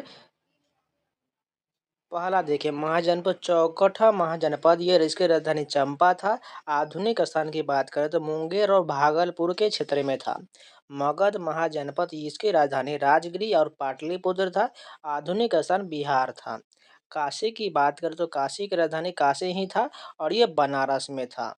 वत्स की राजधानी की बात करें तो कौशाम्बी हो जाएगा और ये इलाहाबाद में था। बनाना की राजधानी श्रावस्ती था और ये पूर्वी उत्तर प्रदेश में था। सौर सेना का राजधानी मथुरा था और ये जो है मथुरा के क्षेत्र में था। पांचाल की राजधानी अहिच्छत्र या काम्पिल्य था और ये पश्चिमी उत्तर प्रदेश में था। कौनसा की राजधानी इंद्रप्रस्थ था और ये मेरठ और हरियाणा के क्षेत्र में था। मत्स्य की राजधानी विराटनगर था और ये जयपुर में था। छेदी की राजधानी सुक्तिमती या सोथीवती या बांदा था और यह बुंदेलखंड के क्षेत्र में था। आपके बाद जो है ये इसकी राजधानी उज्जैन या महिष्मती था और ये मध्य प्रदेश के क्षेत्र में था। गांधार की राजधानी तक्षशिला था और ये जो है रावलपिंडी क्षेत्र में था। कंबोज की राजधानी पुंछा था और ये जो है राजौरी या कश्मीर के क्षेत्र में था। असमक की राजधानी पोदना या प्रतिष्ठान या पैठन था और ये महाराष्ट्र में था। वज्जी की राजधानी वैशाली था और ये वैशाली के क्षेत्र में था। जाल की राजधानी कुशीनगर था और यह पूर्वी उत्तर प्रदेश में था। पाटलिपुत्र में स्थानांतरित होने से पहले कई वर्षों तक मगध की राजधानी क्या था? राजगृह था। प्राचीन काल में गंगा के दक्षिण का क्षेत्र कहलाता था मगध कहलाता था। वज्जी महाजनपद की राजधानी वैशाली था। महाजनपद काल के दौरान मत्स्य की राजधानी विराटनगर था। किस राजा ने वज्जियों पर आक्रमण करने के लिए बुद्ध की सलाह लेने के लिए वत्सकार को भेजा था? अजातशत्रु ने भेजा था। वत्स राज्य की राजधानी था कौशाम्बी में था। अवंती राज्य की राजधानी उज्जैन या उज्जैन में था। वज्जी महाजनपद की राजधानी वैशाली था। बिंबिसार को मुख्य संस्थापक माना जाता है हर्यक राजवंश का। सांची का स्तूप, भरहुत स्तूप और अजंता की गुफाएं बौद्ध वास्तुशिल्प की ये सभी गुफाएं हैं। कौशल महाजनपद का एक भाग है जो वर्तमान राज्य उत्तर प्रदेश में है। झारखंड में लौह खदानों के उदय का कारण मगध साम्राज्य था। मगध महाजनपद चारों ओर से घिरा हुआ था, गंगा और सोन नदी से घिरा हुआ था। मगध महाजनपद की प्रथम राजधानी राजगृह था। गंगा के दक्षिण का क्षेत्र कहलाता था मगध कहलाता था। मगध की राजधानी बाद में स्थानांतरित करके कहाँ किया गया? पाटलिपुत्र में। महाजनपदों के शासक फसलों पर कर वसूल करते थे 1/6 की दर से। पूर्वी मगध में नंद वंश की स्थापना किसके द्वारा किया गया? महापद्म नंद के द्वारा। अजातशत्रु पुत्र था, बिंबिसार का पुत्र था। नंद राजवंश का अंतिम शासक धनानंद था। चौथी शताब्दी में राजधानी को गृह राजगिरी से पाटलिपुत्र हस्तांतरित कर दिया गया। किसके द्वारा? उदयन के द्वारा हस्तांतरित कर दिया गया। महाजनपदों की कुल संख्या 16 था। अवंती महाजनपद की राजधानी उज्जैनी था। कौशल अंग, काशी और वज्जी सभी अंग थे। 16 महाजनपद के अंग थे। प्रारंभ में मगध महाजनपद की राजधानी राजगृह था। राजा अम्भी शासक थे, तक्षशिला के शासक थे। महाजनपदों की कुल संख्या 16 था। महापद्म नंद ने शासन किया था मगध राज्य पर। जनपद काल में वीर शब्द का अर्थ क्या था? सामान्य लोग। गांधार कला विद्यालय प्रभावित था ग्रीक और रोमन कला से। महाजनपद काल के समय उज्जैन राजधानी था अवंती का। अजातशत्रु ने वशकार नामक अपने मंत्री को सलाह लेने के लिए भेजा था बुद्ध के पास। उज्जैन शहर को पहले जाना जाता था अवंतिका के नाम से जाना जाता था। बिंबिसार शक्तिशाली शासकों में से एक था मगध का। मध्य प्रदेश में खजुराहो के स्मारक उत्कृष्ट प्रतीक है चंदेल राजवंश का। प्राचीन शिक्षण संस्थान तक्षशिला के अवशेष की खोज किया गया अलेक्जेंडर कनिंघम के द्वारा। गांधार प्राचीन कला विद्यालय का विकास हुआ था कुषाण के शासन काल में। गांधार मथुरा अमरावती प्राचीन भारतीय विद्यालय है कला के विद्यालय हैं। सूरसेन महाजनपद की राजधानी था मथुरा था। 16 ज्ञात महाजनपदों में से सबसे महत्वपूर्ण महाजनपद कौन था? मगध महाजनपद था। पाटलिपुत्र नगर की स्थापना किया था अजातशत्रु ने। समस्त क्षत्रियों का संहार करने वाले को कहा जाता है महापद्म नंद। प्राचीन काल में गंगा का दक्षिण का क्षेत्र कहा जाता था मगध कहा जाता था। चंड प्रद्योत प्राचीन भारतीय महाजनपद के शासक थे अवंती के शासक थे। प्राचीन काल में उज्जैन का नाम अवंतिका था। माहिष्मती नगर स्थित था अवंती महाजनपद में। प्राचीन शहर तक्षशिला स्थित था सिंधु और झेलम नदी के बीच में। मगध शासक महापद्म नंद को किस नाम से जाना जाता था? अपोरो परुषम परशुराम के नाम से जाना जाता था। अब चलिए मौर्य वंश से संबंधित सारे प्रश्न देख लेते हैं। एक सिंहल यानी कि श्रीलंकाई वृत्तांत जो मौर्य साम्राज्य का महत्वपूर्ण साहित्यिक स्रोत था महावंश का था। वह मौर्य राजा जिसने कलिंग युद्ध के बाद बौद्ध धर्म और उसके अहिंसक सिद्धांतों को अपनाया था अशोक ने अपनाया था। मौर्य राजा जिन्होंने श्रवण बेलगोला में आमरण अनशन किया और उनकी मृत्यु हो गया चंद्रगुप्त मौर्य की मृत्यु हो गया। सांची स्तूप की नींव रखा गया था अशोक के द्वारा। मौर्य साम्राज्य में राजस्व विभाग के प्रमुख को कहा जाता था समहर्ता कहा जाता था। अंतिम मौर्य शासक बृहद्रथ की हत्या किया गया पुष्यमित्र शुंग के द्वारा। मौर्य प्रशासन में सेना की देखभाल एक युद्ध कार्यकाल के द्वारा किया जाता था जिसमें शामिल था 30 सदस्य शामिल था। मगध सम्राट जिसने अंग को अपने साम्राज्य का हिस्सा बना उसका नाम क्या है? बिंबिसार। कलिंग युद्ध किसके शासन काल में लड़ा गया? अशोक के शासन काल में। मेगास्थनीज को चंद्रगुप्त मौर्य के दरबार में भेजने वाले यूनानी शासक कौन थे? सेलुकस निकेटर थे। मौर्य साम्राज्य की राजधानी पाटलिपुत्र था। मौर्य साम्राज्य का अंतिम राजा या शासक कौन था? वृहद्रथ था। सम्राट अशोक पुत्र था बिंदुसार का पुत्र था। देखिए बिंदुसार और बिंबिसार अलग है कंफ्यूज मत होइएगा नहीं तो आप लोग बहुत कंफ्यूज होते हैं। बिंदुसार अलग है और बिंबिसार अलग है। बिंबिसार की बात करें तो वो हर्यक वंश का शासक था जबकि बिंदुसार ही जो है मौर्य वंश का शासक है। अशोक के शासनकाल में प्रांतीय राजधानी है तक्षशिला और उज्जैन है। दास कर्मकार जैसे पुरुष और महिलाएं थे जिनके पास जमीन नहीं था मौर्योत्तर काल में नहीं था।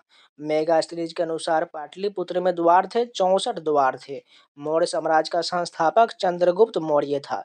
वह मौर्य राजा जिसने युद्ध जीतने के बाद विजय त्याग दिया। अशोक ने विजय को त्याग दिया। मौर्य सम्राट अशोक की मृत्यु हुआ था 232 ईसा पूर्व में। सांची का महान स्तूप बनाया गया था अशोक के शासनकाल के दौरान बनाया गया था। धम्म की अवधारणा को लोकप्रिय बनाया गया अशोक के द्वारा। अशोक ने कलिंग पर विजय प्राप्त किया था अपने शासनकाल के 8वें वर्ष में प्राप्त किया था। बौद्ध धर्म के प्रचार प्रसार को प्रणेता मौर्य शासक थे अशोक थे। रामपुरवा के अशोक स्तंभ के शीर्ष पर है बैल की प्रतिमा है। पूर्व मौर्य मगध शासक वंश कौन है? हर्यक वंश शिशुनाग वंश और नंद वंश है। इंडिका पुस्तक लिखा गया था मेगास्थनीज के द्वारा। मेगास्थनीज के लेखन के अनुसार 64 द्वार और 570 मीनारे हैं पाटलिपुत्र शहर में। मेगास्थनीज के अनुसार मौर्य साम्राज्य की सेना में 6 लाख पैदल सैनिक थे।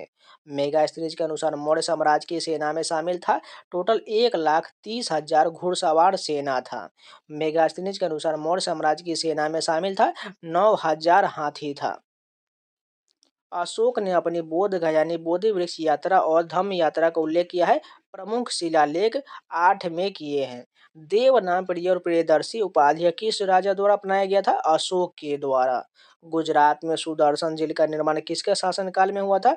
मौर्य के शासनकाल में हुआ था। देख लेते हैं उसका नोट दिया गया है अशोक के लघु शिलालेख बहापुर बैराट भबरू सिद्धपुर ब्रह्मगिरी निटूर राजूला मंदगिरी उड़ेग गविमठ पालीकुंडा जतिंगा रामेश्वरम और सिद्धपुर मास्की ये सभी जो है अशोक के लघु शिलालेख ये इसको अभी याद रख के चलिएगा क्योंकि इसमें से एक एक प्रश्न जो है कभी कभी पूछ लिया जाता है। अशोक के शिलालेखों में बौद्ध ग्रंथ का उल्लेख किया गया है, भाब्रू शिलालेख में किया गया है। अशोक का उल्लेख प्रियदर्शी के रूप में किया गया है, भब्रू शिलालेख में प्रियदर्शी के रूप में उल्लेख किया गया है। अशोक ने अपने साम्राज्य को एकजुट रखने का प्रयास किया था, धम्म का प्रचार प्रसार करके। बोध गया बिहार में प्रथम महाबोधि मंदिर बनवाया गया अशोक के द्वारा। मौर्य साम्राज्य के द्वारा किसानों द्वारा दिए जाने वाला कर क्या कहलाता था? पिंडकर कहलाता था। बिहार में भयानक अकाल के बाद जैन भिक्षु भद्रबाहु और उनके शिष्य कहाँ चले गए? श्रवण बेलगोला कर्नाटक में चले गए।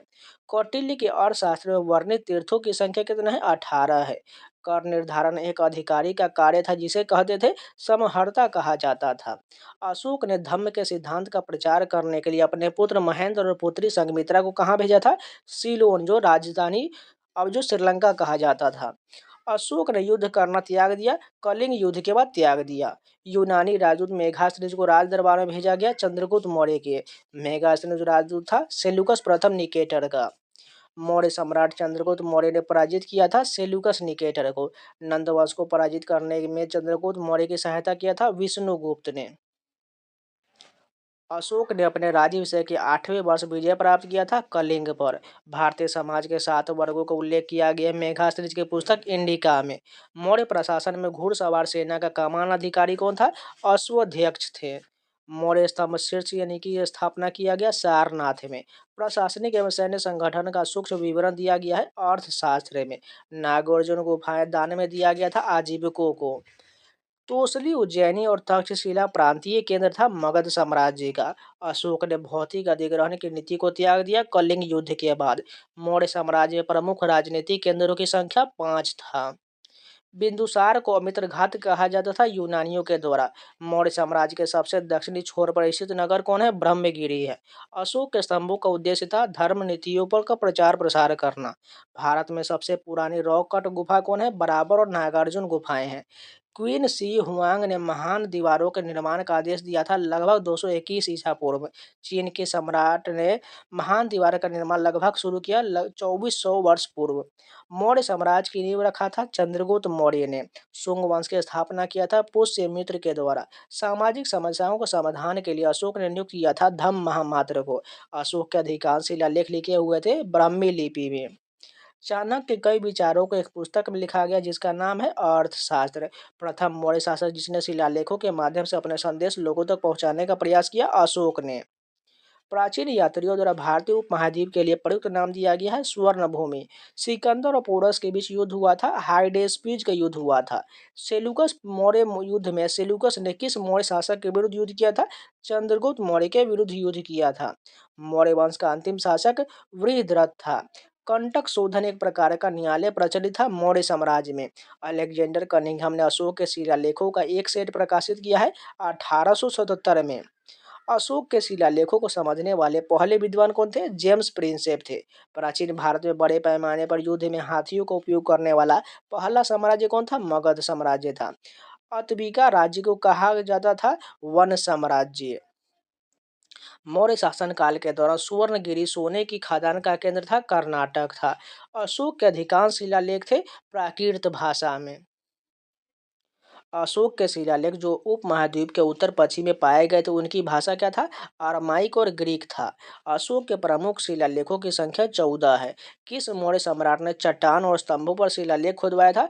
अशोक ने खुदवाया था। अर्थशास्त्र का श्रेय दिया जाता है कौटिल्य को, जिसे विष्णुगुप्त या चाणक्य भी कहा जाता है। सारनाथ सिंह राजधानी बनाया था बलुआ पत्थर से। अशोक के गिरनार शिलालेख स्थित है गुजरात राज्य में। कर्नाटक के रायचूर जिले के मस्की में अशोक ने एक लघु शिलालेख स्थल की खोज किया था। सी बीडोन ने किया था 1915 में। मध्य प्रदेश में सम्राट अशोक द्वारा बनवाया गया बौद्ध स्मारक कौन है? सांची का स्तूप है। मुद्रा राक्षस नाटक लिखा गया है विशाख दत्त के द्वारा। जेम्स प्रिंसेप ने अशोक के शिलालेखों की व्याख्या किया था 1837 में। प्रसिद्ध बौद्ध संरचना धमेक स्तूप का निर्माण मूल रूप से किया गया है मौर्य वंश के दौरान। मौर्य के शासनकाल के दौरान ऐतिहासिक ग्रैंड ट्रंक रोड को कहा जाता था उत्तरापथ। मौर्य प्रशासन में विभिन्न विभागों के अधीक्षक के रूप में अध्यक्षों का उल्लेख किया गया है कौटिल्य ने। अशोक के कलिंग विजय का उल्लेख मिलता है 13वें शिलालेख में।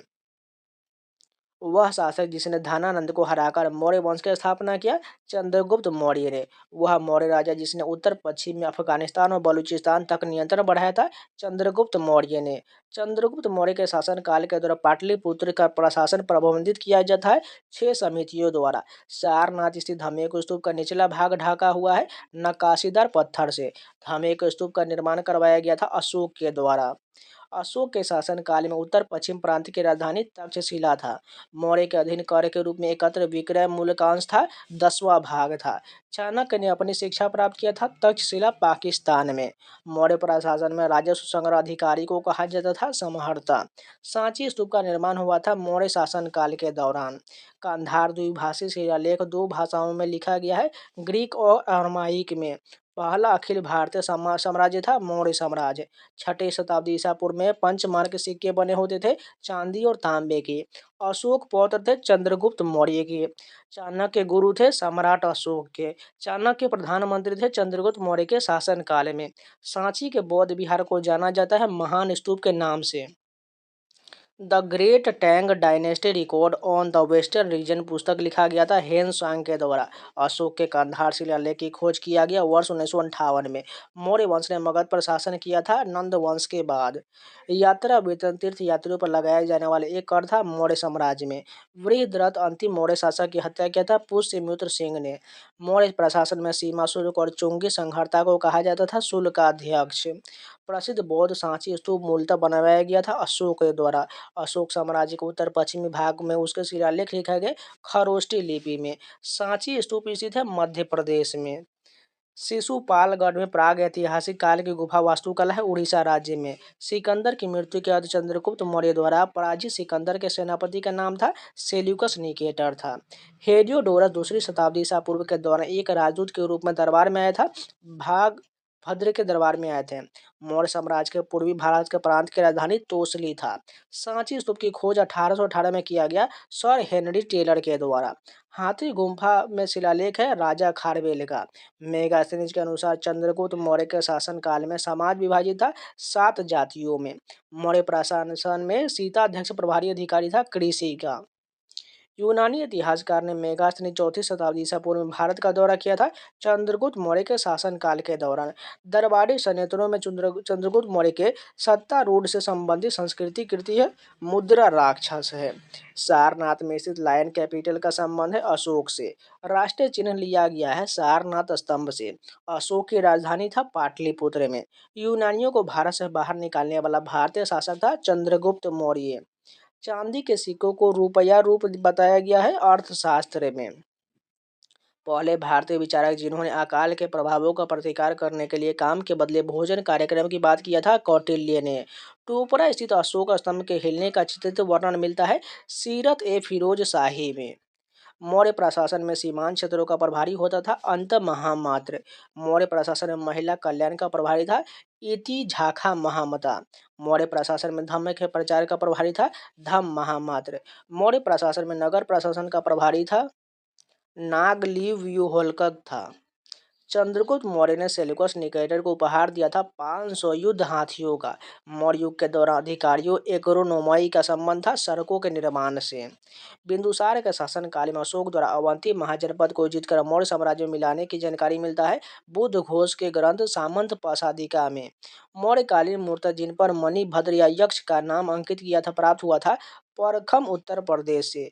किस ग्रंथ में चंद्रगुप्त मौर्य को विशल कहा गया है? मुद्रा राक्षस में कहा गया है।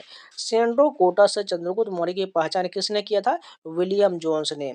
मेगास्थनीज राजदूत था सेल्यूकस निकेटर का। मौर्य शासक बिंदुसार को अमित्रघात कहा जाता है, यूनानी लेखकों द्वारा कहा जाता है। अब चलिए गुप्त वंश के द्वारा सभी प्रश्न देख लेते हैं। दक्षिणापथ के 12 शासकों को पराजित किया गया था समुद्रगुप्त ने। नालंदा विश्वविद्यालय की स्थापना किया गया था कुमारगुप्त के द्वारा। समुद्रगुप्त की प्रशंसा में प्रयाग प्रशस्ति इलाहाबाद स्तंभ के रचयिता कौन है? हरिसेन है। फाहियान ने घर वापसी की अपनी यात्रा शुरू किया था बंगाल से। समुद्रगुप्त को सिक्कों में दर्शाया गया है वीणा बजाते हुए। महाराजाधिराज की उपाधि धारण करने वाला प्रथम गुप्त शासक कौन था? चंद्रगुप्त प्रथम था। बहुत लोग जो समुद्रगुप्त के लिए कर लेते नहीं, गलत हो जाएगा। पहली बार जो है चंद्रगुप्त प्रथम ने महाराजाधिराज की उपाधि धारण किया था।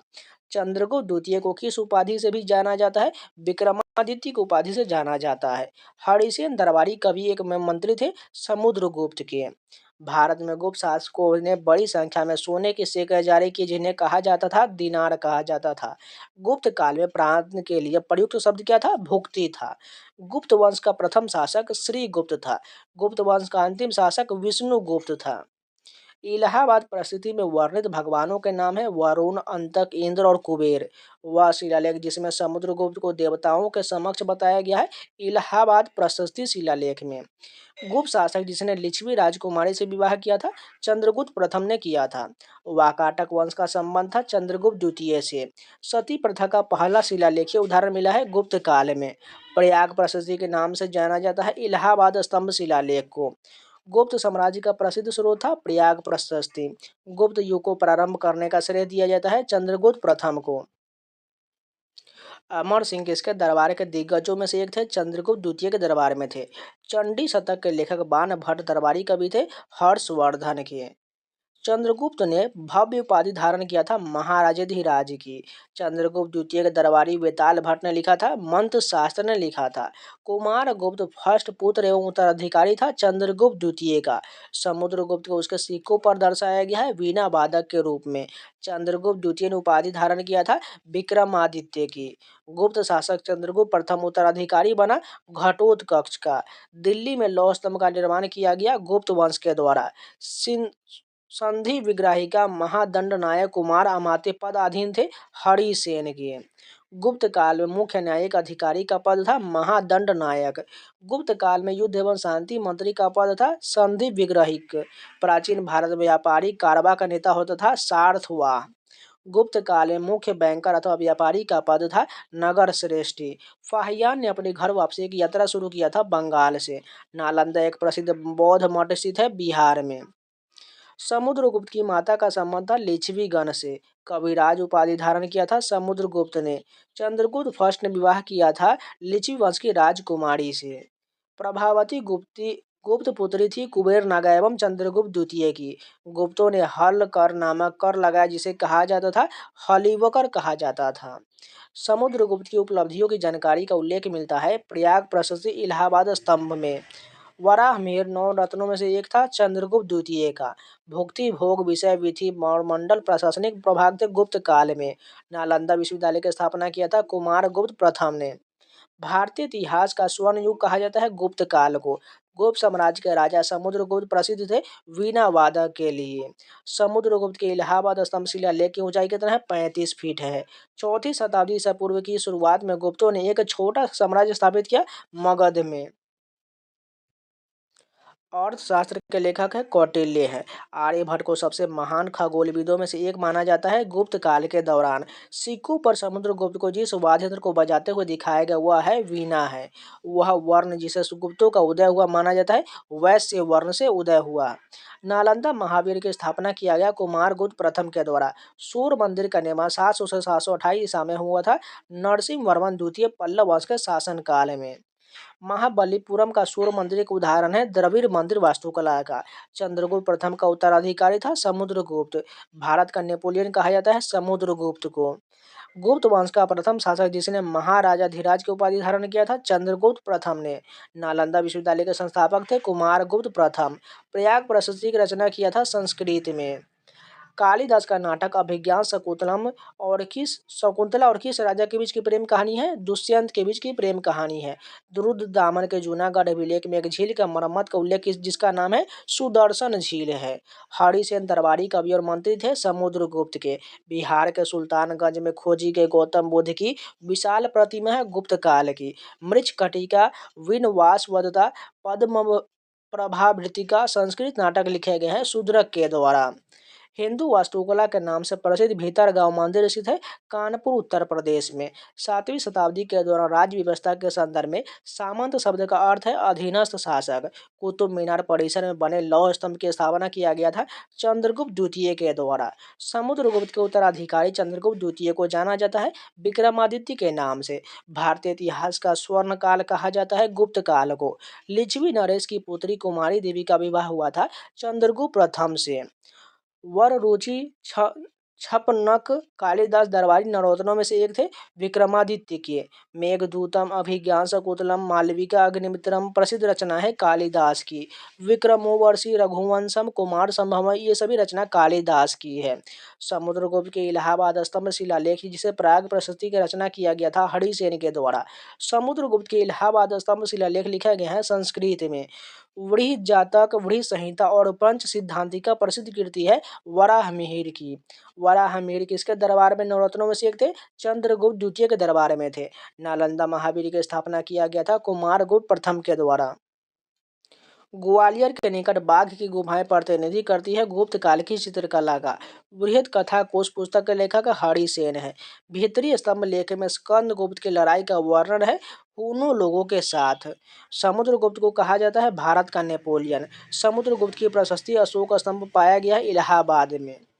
गया में एक बौद्ध मंदिर बनाने के लिए श्रीलंका के शासक मेघवर्मा ने एक मिशनरी को भेजा था। समुद्रगुप्त के पास भेजा था। सती का पहला पूरा लेखीय साक्ष्य पाया गया है एरन स्तंभ शिलालेख भानुगुप्त का है। बयाना की इस किले में स्थित वारिका विष्णुवर्धन विजय स्तंभ संबंधित है, गुप्त काल से संबंधित है। अब चलिए वर्धन वंश से संबंधित सारे प्रश्न देख लेते हैं। एक छोटा सा आप लोगों को बात बता रहे हैं। देखिए वीडियो तो सभी लोग देख लेते हैं, लेकिन लाइक का बटन कोई लोग नहीं दबाते। देखिए आप लोग इतना जो आप लेके मेहनत कर रहे हैं, लेकिन लाइक का बटन नहीं दबाते हैं या आप लोग शेयर नहीं करते। छोड़िए, कम से कम आप लाइक भी तो कर दीजिए। वीडियो देख लेते हैं और लोग PDF मांगने चले आते हैं। कितने अधिक लोग हैं ये तो वीडियो को देखते भी नहीं है और सिर्फ PDF के लिए ही आते हैं। PDF लेके कोई कोई लोग बहुत कुछ बोल देते हैं, लेकिन मैं हर वीडियो का आप लोगों को PDF प्रोवाइड कराते हैं। सभी आप लोग जानते हैं टेलीग्राम चैनल मैंने सारे PDF दिया हुआ है, चाहे कोई भी वीडियो, उन सभी का PDF मैंने ऑलरेडी प्रोवाइड करा दिया है। थोड़ा अगर वो लॉन्ग वीडियो होता है उसका PDF प्रोवाइड कराने में थोड़ा टाइम लगता है, क्योंकि उस सभी को कंपाइलेशन करने में टाइम लगता है। कभी कभी नेट का भी इशू रहता है, इसलिए अपलोड नहीं हो पाता है। लेकिन आप लोग को चिंता नहीं करना है, सभी का PDF मिल जाएगा। देखिए क्या करते हैं आप लोग, PDF से सोचते हैं हम जल्दी जल्दी पढ़ लेंगे, लेकिन वो आपको याद नहीं होने वाला है। क्योंकि PDF से ज़्यादा स्पीड से तो मैं करा रहा हूँ, क्योंकि आप अगर वो ध्यान से सुनिएगा और देखते चलिएगा तो ये आपको ज़्यादा याद होगा। लेकिन खुद से पढ़िएगा और वो आपको याद नहीं होने वाला, इस बात को ध्यान रखिएगा। एक बार आप ट्राई करके देख लीजिएगा, वीडियो से पढ़ने में आपको ज़्यादा याद होगा, जबकि PDF से पढ़ने में आपको कम याद होगा। इसलिए पहले आप एक बार वीडियो को ज़रूर देख लीजिए, उसके बाद PDF पर जाइएगा, तब उसको आपको ज़्यादा जो है याद करने में आपको आसानी होगा। इसलिए आप लोगों से रिक्वेस्ट है, जो अगर वीडियो देख रहे हैं तो लाइक का बटन अगर अच्छा लगे तो ज़रूर दबाइएगा, नहीं अच्छा लगे तो आप नहीं देखिए, बस सीधा बात। क्योंकि जब किसी का वीडियो अच्छा ही ना लगे तो उसको देखने का क्या फ़ायदा है, क्योंकि उससे आपको तो कोई समझ में आएगा नहीं। इसलिए जिन लोगों को वीडियो अच्छा लगता है वो लाइक ज़रूर कर दीजिएगा। तो चलिए आगे कंटिन्यू कर लेते हैं। और इसका भी PDF आज रात को 9 बजे 10 बजे के आसपास इसका अपलोड कर दिया जाएगा, इसलिए चिंता मत कीजिएगा। चलिए क्वेश्चन पर आते हैं। हर्षवर्धन के दरबारी कवि तथा हर्षचरितम के लेखक कौन है? बाणभट्ट है। हर्षवर्धन और पुलकेशिन द्वितीय के बीच युद्ध हुआ था, नर्मदा नदी के तट पर हुआ था। नर्मदा के युद्ध में चालुक्य वंश के राजा पुलकेशिन द्वितीय ने हराया था, हर्षवर्धन को हराया था। राजा हर्षवर्धन का शासनकाल था 606 से 647 ईस्वी तक था। बाणभट्ट द्वारा लिखित हर्षवर्धन की जीवनी हर्षचरित की रचना किया गया है संस्कृत में। चीनी यात्री हेन सांग ने भारत का दौरा किया था हर्षवर्धन के शासनकाल के दौरान। हर्षवर्धन का शासनकाल था 606 से 647 ईस्वी तक। रत्नावली, प्रियदर्शिका और नागानंद लिखा गया था हर्षवर्धन के द्वारा। बाणभट्ट ने एक जीवनी हर्षचरित लिखा है हर्षवर्धन की। चीनी बौद्ध तीर्थयात्री जुआन जियांग, जिसे ह्वेनसांग भारत आया था हर्षवर्धन के दरबार में। चालुक्य साम्राज्य पर आक्रमण कर हर्षवर्धन को पराजित किया था पुलकेशिन द्वितीय ने। राजा शशांक एक शासक था गौड़ साम्राज्य का। पुष्यभूति शासक था वर्धन वंश का। राजा हर्षवर्धन सिंहासन पर बैठा था थानेश्वर में कन्नौज के। राजा हर्षवर्धन थे पुष्यभूति राजवंश के। चीनी यात्री जो नालंदा आकर एक छात्र और शिक्षक दोनों के रूप में रहा था, ह्वेनसांग रहा था। एक चीनी बौद्ध भिक्षु जो 627 से 643 ईस्वी के बीच भारत की अपनी 17 वर्ष की लंबी यात्रा के लिए प्रसिद्ध है, ह्वेनसांग था। हर्षवर्धन राजा थे वर्धन वंश के थे। ह्वेनसांग जुआनजेंग ने भारत का दौरा किया था हर्ष के शासनकाल में। महायान संप्रदाय के सिद्धांतों को प्रचारित करने के लिए कन्नौज सभा का आयोजन किया गया था हर्ष के शासनकाल में। हर्षवर्धन की मृत्यु के बाद अरुणाश्वथ ने कहाँ की सत्ता हासिल लिया था? कन्याकुब्ज की सत्ता हासिल लिया था, हथिया लिया था। भारत में प्राचीन काल के दौरान डायरी मध्य भारत की यात्राओं का अभिलेख किस चीनी यात्री द्वारा लिखा गया था? जुआन जिग, जिसे ह्वेनसांग कहा जाता है। विदेशी यात्री ह्वेन के अनुसार ध्रुव सेन द्वितीय ने हर्ष की सभा में भाग लिया था, प्रयाग इलाहाबाद में भाग लिया था। जुआन जेंग ने अधिकांश समय बिताया था हर्षवर्धन के दरबार में। देखिए आपको याद करने का सिंपल ट्रिक है, देखिए यहाँ पर भी ह्वेन सांग आ रहा है, इसको हर्षवर्धन से रिलेट कर लीजिए, आपको ये सारे प्रश्न सही हो जाएगा। क्योंकि बहुत सारे जो चीनी यात्री जो है भारत आया था, इसलिए आपको याद करने में बहुत दिक्कत होगा, क्योंकि सभी में कन्फ्यूज हो जाइएगा। ह्वेन सांग हर्षवर्धन याद रखिए, क्योंकि हाँ दोनों में पहला दिया गया है, इसे याद कर लीजिएगा। रवि कीर्ति ने किस चालुक्य शासक की प्रशस्ति की रचना किया है? पुलकेशिन द्वितीय की। अब चलिए चोल वंश के संबंधित सारे प्रश्न देखते हैं। तंजावुर में बृहदेश्वर मंदिर का निर्माण करवाया था राजा राज प्रथम ने। चोल साम्राज्य की स्थापना किया गया था विजयालय के द्वारा। 11वीं शताब्दी में जिस चोल शासक की सेना बंगाल पर आक्रमण करने के लिए गंगा नदी तक पहुंचा था, उसका नाम था राजेंद्र प्रथम। चोल शासकों ने अपने व्यापार को किसके साथ मुक्त करने के लिए मलाया पर आक्रमण किया था? चीन के साथ। चोल काल के द्वारा मुवेंदुवेलन और अरैयार की उपाधि दिया जाता था अमीर भूस्वामी को। चोल शिलालेखों के अनुसार विद्यालयों के रख रखाव की भूमि को कहा जाता था साला भोग। इस देखिए ये क्वेश्चन बार बार एसएससी पूछता रहता है। देखिए कैसे, अब चोल शिलालेखों में विद्यालय के अनुदान को दिए जाने वाले को साला भोग कहा जाता है, क्योंकि पाठशाला याद रखिएगा, क्योंकि पाठशाला में पढ़ाई होता है, तो यहाँ पर साला याद रखिएगा, पाठशाला से विद्यालय में पढ़ाई होता है। आगे इसी प्रकार का प्रश्न मिलेंगे, उसको भी आपको ट्रिक से समझा देंगे। तंजौर के राजेश्वर मंदिर का निर्माण करवाया गया था राजा राज चोल प्रथम के द्वारा। चोल राजाओं ने मुविंद और यार जैसी उपाधियां था धनी भूस्वामी को। एहोल शिलालेख संबंधित राजवंश है चालुक्य वंश से। दक्षिण भारत में मंदिर वास्तुकला अपने चरमोत्कर्ष पर पहुंच गया था चोल शासन काल में। सभा और दो प्रकार की ग्राम सभाओं का उल्लेख किया जाता है चोल राजवंश में। ब्रह्मोदय चोल काल के दौरान उपहार में दी जाने वाली एक प्रकार की भूमि है ब्राह्मण को। देखिए सीधे ट्रिक यहाँ पर भी लग जाएगा, ब्राह्मण को दी जाने वाली भूमि को ब्रह्मोदय कहा जाता है, इंपॉर्टेंट है, याद रखिएगा। तमिलनाडु में ऐरावतेश्वर मंदिर का निर्माण किया गया था राजा राज चोल द्वितीय के द्वारा। चोल साम्राज्य में वेट्टी शब्द संबंधित है, बंधुआ मजदूरी से संबंधित है। राजा राज प्रथम शासक बना था 985 में। शासक विजयालय द्वारा कावेरी डेल्टा में एक नगर का निर्माण कराया गया था तंजावुर में। गजनी का सुल्तान महमूद समकालीन था राजेंद्र प्रथम के। राजेंद्र प्रथम ने एक शिव मंदिर बनवाया और इसे सूर्य पट्टिका से भर दिया, जिसे जब्त कर लिया गया था चालुक्यों के द्वारा। चोल सिंहासन के राजा का एक प्रमुख सैन्य अधिकारी होता था मुवेंदवेलन था। विजयालय ने चोल साम्राज्य की स्थापना की और तंजावुर पर कब्जा कर लिया था 850 ईस्वी में। राजा राज प्रथम और राजेंद्र प्रथम थे चोल राजवंश से। देवी निशुंभुशोधनी का मंदिर बनवाया गया था विजयालय के द्वारा। भिल स्वामिनी एक मंदिर शहर के रूप में विकसित किया गया था चोल राजवंश के दौरान। किसके उत्तराधिकारियों द्वारा पांड्य और पल्लव के चोल साम्राज्य का हिस्सा बनाया गया था? विजयालय के द्वारा। चोल कांस्य प्रतिमाओं का निर्माण किया जाता था लुप्त मोम तकनीक से। पुहाड़ या कावेरी पट्टनम बंदरगाह था चोल वंश का। राजेंद्र प्रथम पुत्र था राजा राज प्रथम का। बृहदेश्वर मंदिर द्रविड़ वास्तुकला के एक उदाहरण था चोल काल में। चोल साम्राज्य मंदिरों को उपहार में दी गई भूमि को तिरुनामकट्टुनी कहा जाता था। इंपॉर्टेंट है, याद रखिएगा। देखिए चोल साम्राज्य मंदिरों को उपहार में दी जाने वाली भूमि को तिरुनामकुटनी कहा जाता था। तंजावुर में महान जीवित चोल मंदिर के नाम से जाना जाता है, बृहदेश्वर मंदिर कहा जाता है। तंजौर चित्रकला की उत्पत्ति हुआ था चोल वंश के समय। चोल शिलालेखों में वर्णित विद्यालय का रख रखाव के लिए भूमि को शाला भोग कहते हैं, क्योंकि विद्यालय है तो शाला पाठशाला याद रखिएगा, इंपॉर्टेंट है। चोल वंश का राज्य चिन्ह था बाघ था। वह चोल राजा जिसने गंगा घाटी क्षेत्र पर आक्रमण किया था राजेंद्र प्रथम ने। चोल साम्राज्य में नकद नहीं बल्कि बेगार के रूप में लिया जाने वाला कर था वेट्टी कर था। तंजावुर में बृहदेश्वर मंदिर का निर्माण करवाया था राजा राज चोल ने। कदमाई भू राजस्व का एक रूप था चोल राजवंश के तहत। चोल वंश विद्यापीठों के रखरखाव की भूमि को संबंधित कर कौन सा है? साला भोग है। चोल वंश का संस्थापक विजयालय था। नटराज प्रतिमा किसके शासनकाल का है? चोलों के शासनकाल का है। गंगई कोण चोलपुरम की उपाधि दिया गया था राजेंद्र प्रथम को। ग्राम स्वायत्ता अनूठी प्रशासनिक व्यवस्था की विशेषता था, चोल राजवंश की विशेषता था। अब चलिए विविध से संबंधित सारे प्रश्न देख लेते हैं। महाभाष्य की रचना किया पतंजलि ने। बंगाल के पाल वंश का उत्तराधिकारी बना था, सेन वंश बना था। मिलिंद ने अपनी राजधानी स्थापित किया था सियालकोट पाकिस्तान में। वातापी के चालुक्य सहायक राजकुमार थे कदम राजवंश के। भरूच और अमरावती स्तूप प्रसिद्ध है बौद्ध रेलिंग और प्रवेश द्वार के लिए। अमरावती स्तूप पलनाडु आंध्र प्रदेश की खोज कॉलिन मैकेंजी ने किया था। भरहुत स्तूप सतना मध्य प्रदेश की खोज किया गया था अलेक्जेंडर कनिंघम के द्वारा। काठियावाड़ का जूनागढ़ शिलालेख संबंधित है रुद्रदामन प्रथम से। भारत का सबसे प्राचीन किला है कांगड़ा किला, हिमाचल प्रदेश में है। वही संहिता जो खगोल विज्ञान का ग्रंथ लिखा गया था वराहमिहिर के द्वारा। मामल्लपुरम का तटवर्ती मंदिर बनवाया गया पल्लवों के द्वारा।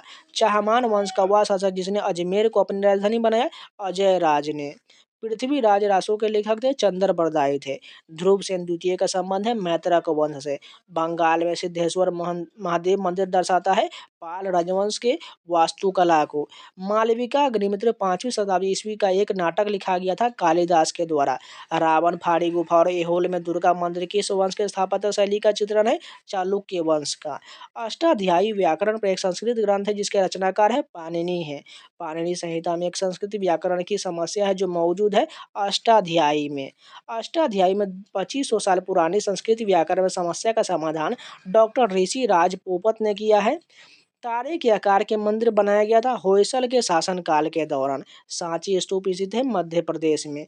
हिंदू शाही साम्राज्य की राजधानी था वयहिंद था। गढ़वालों का शासन था कन्नौज क्षेत्र पर। अभिनय दर्पण स्रोत है भरतनाट्यम के अध्ययन से। अलवार उपासक थे वैष्णव धर्म के। राज तरंग ने पुस्तक किसके बारे में है, कश्मीर के इतिहास के बारे में। और अब यात्री सुलेमान ने भारत का दौरा किया था 9वीं शताब्दी में। वह शासक जिसने जैन विद्वान हेमचंद्र के प्रभाव में जैन धर्म को स्वीकार किया चालुक्य शासन काल में। विक्रमशिला की स्थापना किया गया है पाल सम्राट धर्मपाल के द्वारा। अल्लाह और उदल थे चंदेल राजपूत राज्य के। चंदेल राजपूत राज्य के संस्थापक थे नन्नुक थे। पाल वंश के शासक मुख्य रूप से संरक्षक थे बौद्ध धर्म के। मेगा ने भारतीय समाज का वर्णन किया है 7 वर्गों में। विज्ञानेश्वर द्वारा लिखित पुस्तक मिताक्षर संबंधित है न्यायपालिका क्षेत्र से। 9वीं से 11वीं शताब्दी के दौरान बंगाल में मूर्तिकला के क्षेत्र को कहा जाता था पाल शैली। अवंती के शासक प्रद्योत के इलाज के लिए बिंबिसार ने एक राज्य चिकित्सक को भेजा था जिसका नाम था जीवक था। तंजावुर शहर और उस शहर में देवी निशंभुशोधनी का मंदिर बनवाया था विजयालय ने। शुंग वंश के संस्थापक कौन थे, पुष्यमित्र थे। बुद्ध चरित्र की रचना करने वाले कवि अश्वघोष रहते थे कनिष्क के दरबार में। मौर्योत्तर काल में रेशम मार्ग पर नियंत्रण था कुषाण वंश का। चरक को जाना जाता है आयुर्वेद के जनक के रूप में। एक तमिल महाकाव्य शिल्पाधिकारम की रचना इलांगो नामक कवि ने किया था लगभग 1800 वर्ष पूर्व। हेन सुआंग ने के लगभग 50 वर्ष बाद किस चीनी तीर्थयात्री ने भारत की यात्रा किया था, आई चिंग ने किया था। कंदरिया महादेव मंदिर का निर्माण 999 ईस्वी में करवाया गया था चंदेल वंश के द्वारा। अर्थशास्त्र लिखा गया था कौटिल्य के द्वारा। वाकाटक वंश का संस्थापक था विंध्य शक्ति था। सातवाहन साम्राज्य की स्थापना हुआ था लगभग 2100 वर्ष पूर्व में। पल्लवों के शिलालेख में सभा का उल्लेख है जो एक बैठक है ब्राह्मण भूस्वामी जमींदारों का। कुषाण वंश की दूसरी राजधानी मथुरा था। पांड्यों की राजधानी था मदुरई में था। संगम काल के दौरान तमिल क्षेत्र में भूमिहीन मजदूरों को कहा जाता था कडेसियार और अधिमई कहा जाता था। सातवाहन एक शक्तिशाली राजवंश था पश्चिमी भारत का। कनिष्क संबंधित है कुषाण वंश से। राजनीति पर आधारित एक भारतीय ग्रंथ और शास्त्र लिखा गया है चाणक्य के द्वारा। कुषाण शासक ने प्रेरित होकर देवपुत्र ईश्वर का पुत्र की उपाधि धारण किया है चीनी शासकों से। इंडो ग्रीक राजाओं ने प्राचीन भारत के किस भाग पर शासन किया था, उत्तर पश्चिम में। प्राचीन समुद्री व्यापार का साक्ष्य प्रदान करने वाले प्राचीन स्थल गोटीप्रोलु स्थित है आंध्र प्रदेश में। संगम साहित्य में 3 मुकुटधारी राजा मूवेंटर संबंधित है पांड्य, चोल और चेर राजवंश से। चालुक्य शासक विक्रमादित्य 6 की जीवनी के लेखक है बिल्हन है। भारत में सबसे पहले सोने के सिक्के जारी किया गया था कुषाण वंश के द्वारा। राष्ट्रकूट वंश की स्थापना दंती दुर्ग ने किया था 753 ईस्वी में। सिकंदर ने भारत पर आक्रमण किया था 326 ईसा पूर्व में। नंद वंश का प्रथम शासक था महापद्म नंद था। हिरण्यगर्भ अनुष्ठान का प्रदर्शन किया था राजा दंती दुर्ग ने। विक्रमशिला विश्वविद्यालय की स्थापना किया गया था धर्मपाल के द्वारा। वास्तुकला और मूर्तिकला के द्रविड़ शैली की शुरुआत किया गया था पल्लवों के द्वारा। अभिज्ञान शाकुंतलम एक नाटक है जिसके लेखक है कालिदास है। मेघदूतम गीत काव्य का रचयिता है कालिदास है। महाबलीपुरम मंदिर का निर्माण किसके शासनकाल के दौरान किया गया था? पल्लव राजवंश के समय। मौर्य वंश के बाद मगध पर शासन किया था शुंग राजवंश ने। दक्षिण भारत में मंदिर वास्तुकला के द्रविड़ शैली की शुरुआत करने वाला पहला राजवंश कौन था? पल्लव वंश था। पाल राजा धर्मपाल का उत्तराधिकारी कौन हुआ? उसका पुत्र देवपाल। रावातक शिलालेख के अनुसार कुषाण वंश का तीसरा शासक था विमकटपीसस था। कण्व वंश को शुंग भृत्य कहा जाता है पुराणों में। एक मौखरी राजा जिसने महाराजा धीराज की उपाधि धारण किया था ईशान वर्मन ने। पुराण कश्यप ने किस सिद्धांत का प्रचार किया है? अक्रिय और अकर्मण्य। प्रसिद्ध कीर्ति नाट्य शास्त्र लिखा गया है भरत मुनि के द्वारा। प्राचीन भारत में थानेश्वर से शासन करने वाला राजवंश था पुष्यभूति था। भुवनेश्वर में लिंगराज मंदिर का निर्माण किया गया था सोमवंशी राजवंश के समय। वारंगल किले का निर्माण किया गया था काकतीय राजवंश के शासनकाल के दौरान। राष्ट्रकूट साम्राज्य का शासक दंती दुर्ग का उत्तराधिकारी हुआ कृष्ण प्रथम। 999 ईस्वी में कंदरिया महादेव मंदिर का निर्माण कराया गया था राजा धंगदेव के द्वारा जो चंदेल वंश का शासक थे। प्राचीन भारत में ब्राह्मण को दी गई भूमि को मुक्त भूमि कहा जाता था अग्रहार कहा जाता था। ईरानी शासक डेरियस ने भारत के उत्तर पश्चिमी क्षेत्र पर अधिकार किया था 516 ईसा पूर्व में। शूद्रक लेखक थे मृच्छकटिकम नाटक के। पाणिनि की अष्टाध्यायी एक प्रसिद्ध करती है संस्कृत व्याकरण का। कौटिल्य के सप्ताह सिद्धांत में अमात्य का अर्थ होता है मंत्री और अधिकारी। रुद्रदामन प्रथम ने सुदर्शन झील का जीर्णोद्धार करवाया था काठियावाड़ गुजरात में। गुसुंग वंश का अंतिम शासक कौन था? देवभूति था। हर्षचरित के रचयिता है बाणभट्ट है। राजशेखर दरबारी कवि थे महेंद्रपाल प्रथम के। सातवाहन सर्वप्रथम भूमि अनुदान में दिए गए थे ब्राह्मणों को। महाबलीपुरम में स्मारकों का निर्माण किया गया था पल्लव वंश के वास्तुकला में। हेनसुआंग ने पल्लव राजधानी की कांची का दौरा किया था नरसिंह वर्मन के शासनकाल में। गौतमीपुत्र श्री सतकर्णी शासक था सातवाहन वंश का। संगम साम्राज्य का पांड्य की राजधानी था मदुरई था। रामपुर व बैलबुल को अब रखा गया है राष्ट्रपति भवन में। अंतिम पल्लव राजा थे अपराजित वर्मन। रुद्रदामन एक प्रसिद्ध शासक था शक वंश का। 999 ईस्वी में कंदरिया महादेव मंदिर का निर्माण करवाया गया था धंगदेव के द्वारा। धंगदेव शासक थे चंदेल वंश के। पाल शैली का प्रयोग मूर्ति कला के लिए किया जाता है बंगाल और बिहार में। चालुक्य को उखाड़ फेंकने के बाद दंती दुर्ग ने एक अनुष्ठान किया जिसे शाब्दिक रूप से कहा जाता है स्वर्ण गर्भ। चेर राजवंश का प्रतीक चिन्ह था धनुष और बाण। सांग दर्शन की स्थापना किया गया कपिल के द्वारा। कुषाण ने उपाधि धारण किया है देवपुत्र की। अमरावती कला विद्यालय की विकास हुआ है सातवाहनों के संरक्षण में। नेदुजेलियन द्वितीय पांड्य वंश का शासक था जिसका संबंध है दक्षिण भारत से। लगभग 2000 वर्ष पूर्व कुषाणों का दूसरी राजधानी मथुरा में था। संगम कविताओं में एक तमिल शब्द मूवेंद्र का उल्लेख जिसका अर्थ है तीन प्रमुख। चोल चेर और पांड्य संबंधित है संगम काल से। कमाकारा शब्द संबंधित है भूमिहीन खेतिहर मजदूर से। कनिष्क को कहा जाता है द्वितीय अशोक। कांचीपुरम राजधानी था पल्लव वंश का। संगम साहित्य का संकलन करने वाले कवियों सभाएं था मदुरई शहर में। कदम मयूर शर्मा ने एक राज्य स्थापित किया है कर्नाटक में। शकों को साम्राज्य कायम रहा था लगभग 500 वर्ष तक। शकों द्वारा शासित भारत का क्षेत्र पश्चिमोत्तर एवं उत्तर है। वाकाटकों ने शासन किया है भारत के मध्य और पश्चिमी क्षेत्र पर। कुरान सर्वप्रथम भारत में व्यापारियों और प्रवासियों द्वारा लाया गया था 7वीं शताब्दी में। चंद्र एवं सूर्य ग्रहण की वैज्ञानिक व्याख्या दिया गया है आर्यभट्ट के द्वारा। दिन और रात पृथ्वी के अपनी धुरी पर घूर्णन के कारण होता है यह कथन है आर्यभट्ट का। मूवेंद्र का प्रयोग तीन राजवंश शासकों के प्रमुख के लिए किया जाता है चोल चेर और पांडे का। रवि कीर्ति दरबारी कवि थे चालुक्य वंश के। एहोल कर्नाटक में दुर्गा मंदिर समर्पित है भगवान सूर्य के। एहोल क्षेत्र राजधानी था चालुक्यों का। बृहद संहिता के अनुसार सेंट माउथ परफ्यूम और बाथ पाउडर बनाने की प्रक्रिया कहलाता है गंध युगली कहलाता है। पुराणों और महाभारत का संकलन किया था ऋषि व्यास ने। नागरम को व्यापारी के संगठन के रूप में भी जाना जाता था पल्लव के अभिलेखों में। आर्यभट्टियम ग्रंथ लिखा गया था आर्यभट्ट के द्वारा। वासुदेव कन्नव संस्थापक थे कन्नव वंश के। खजुराहो के मंदिर का निर्माण करवाया गया था चंदेल वंश के द्वारा। कदम राजवंश एक प्राचीन शाही राजवंश था आधुनिक कर्नाटक का। कन्नौज त्रिभुज ट्राइंगल युद्ध लड़े गए थे पाल प्रतिहार और राष्ट्रकूट के मध्य। अमोघ वर्ष ने कविराज मार्ग की रचना किया था कन्नड़ भाषा में। धर्मपाल ने चक्रा युद्ध को शासक बनाया कन्नौज का। पाल वंश के राजा धर्मपाल ने पराजित किया है इंद्र युद्ध को। तानसेन शिष्य थे हरिदास के। पांडुलिपियां आमतौर पर लिखी जाती थी तार के पत्ते पर।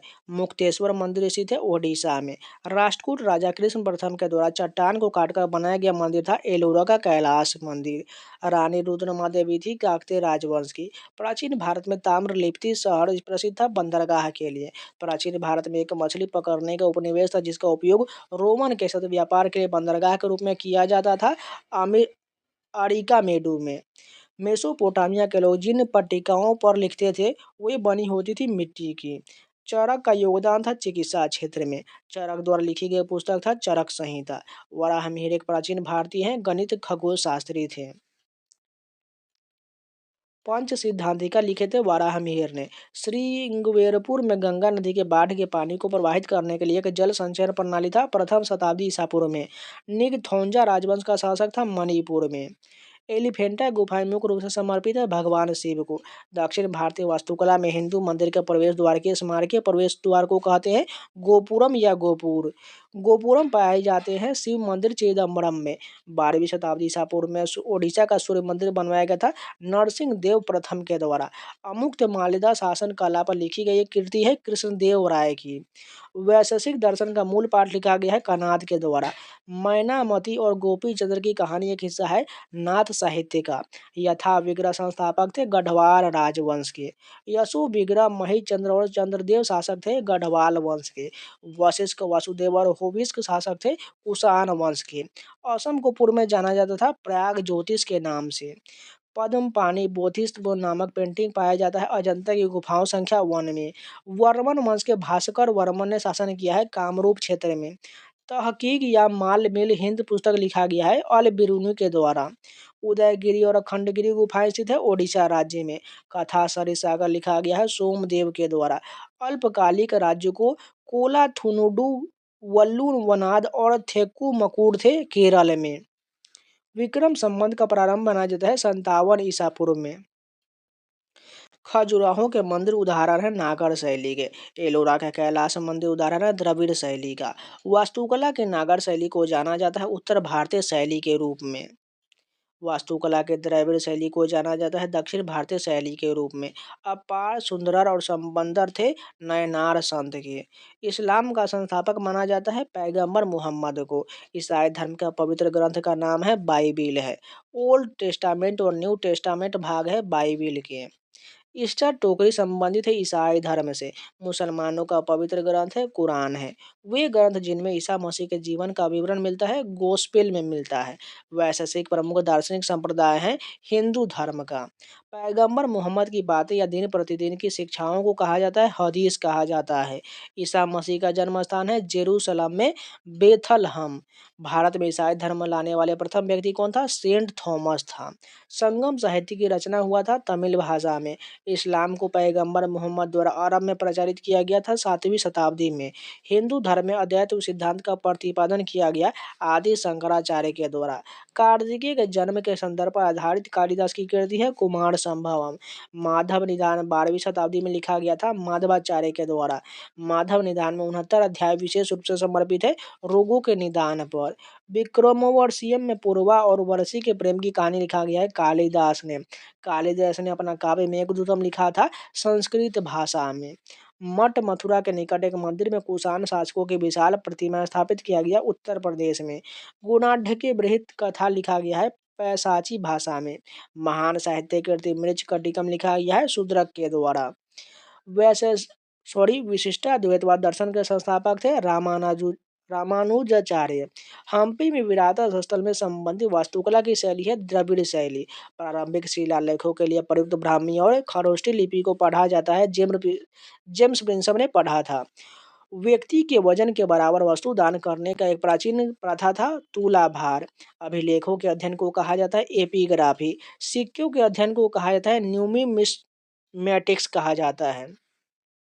वैशेषिक न्याय सांख्य योग पूर्व मीमांसा और वेदांत और उत्तर मीमांसा 6 संप्रदाय हैं। भारतीय दर्शन के 326 ईसा पूर्व में सिकंदर ने भारत पर आक्रमण करने के लिए सबसे पहले कौन सी नदी पार किया था? सिंधु नदी को। हाइडेस्पिज के युद्ध 326 ईसा पूर्व में राजा पोरस पराजित हुआ था सिकंदर के द्वारा।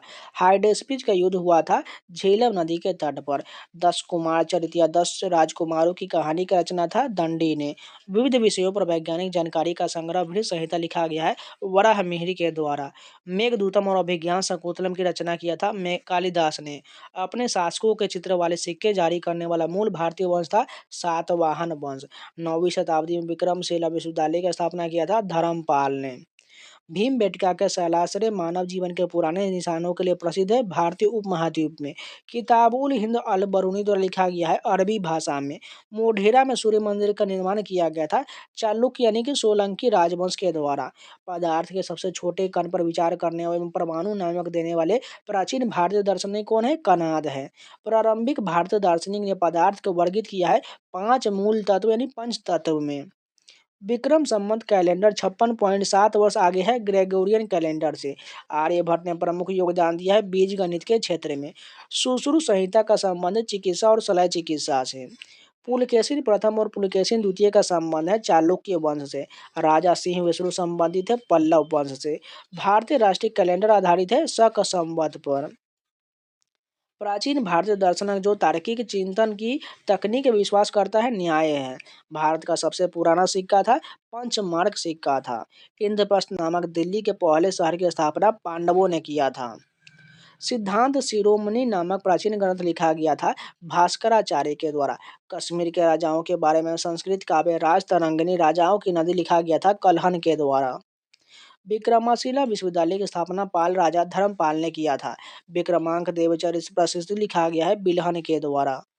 प्रसिद्ध दक्षिण भारतीय महाकाव्य शिल्पाधिकारा मूलतः लिखा गया है तमिल भाषा में। संगम ग्रंथों के अनुसार उज्जावुर शब्द का अर्थ होता है साधारण हलवा है। शक एक भारतीय शब्द जिसका उपयोग सिथिया नामक लोगों के लिए किया जाता है जो मूल रूप से थे मध्य एशिया के।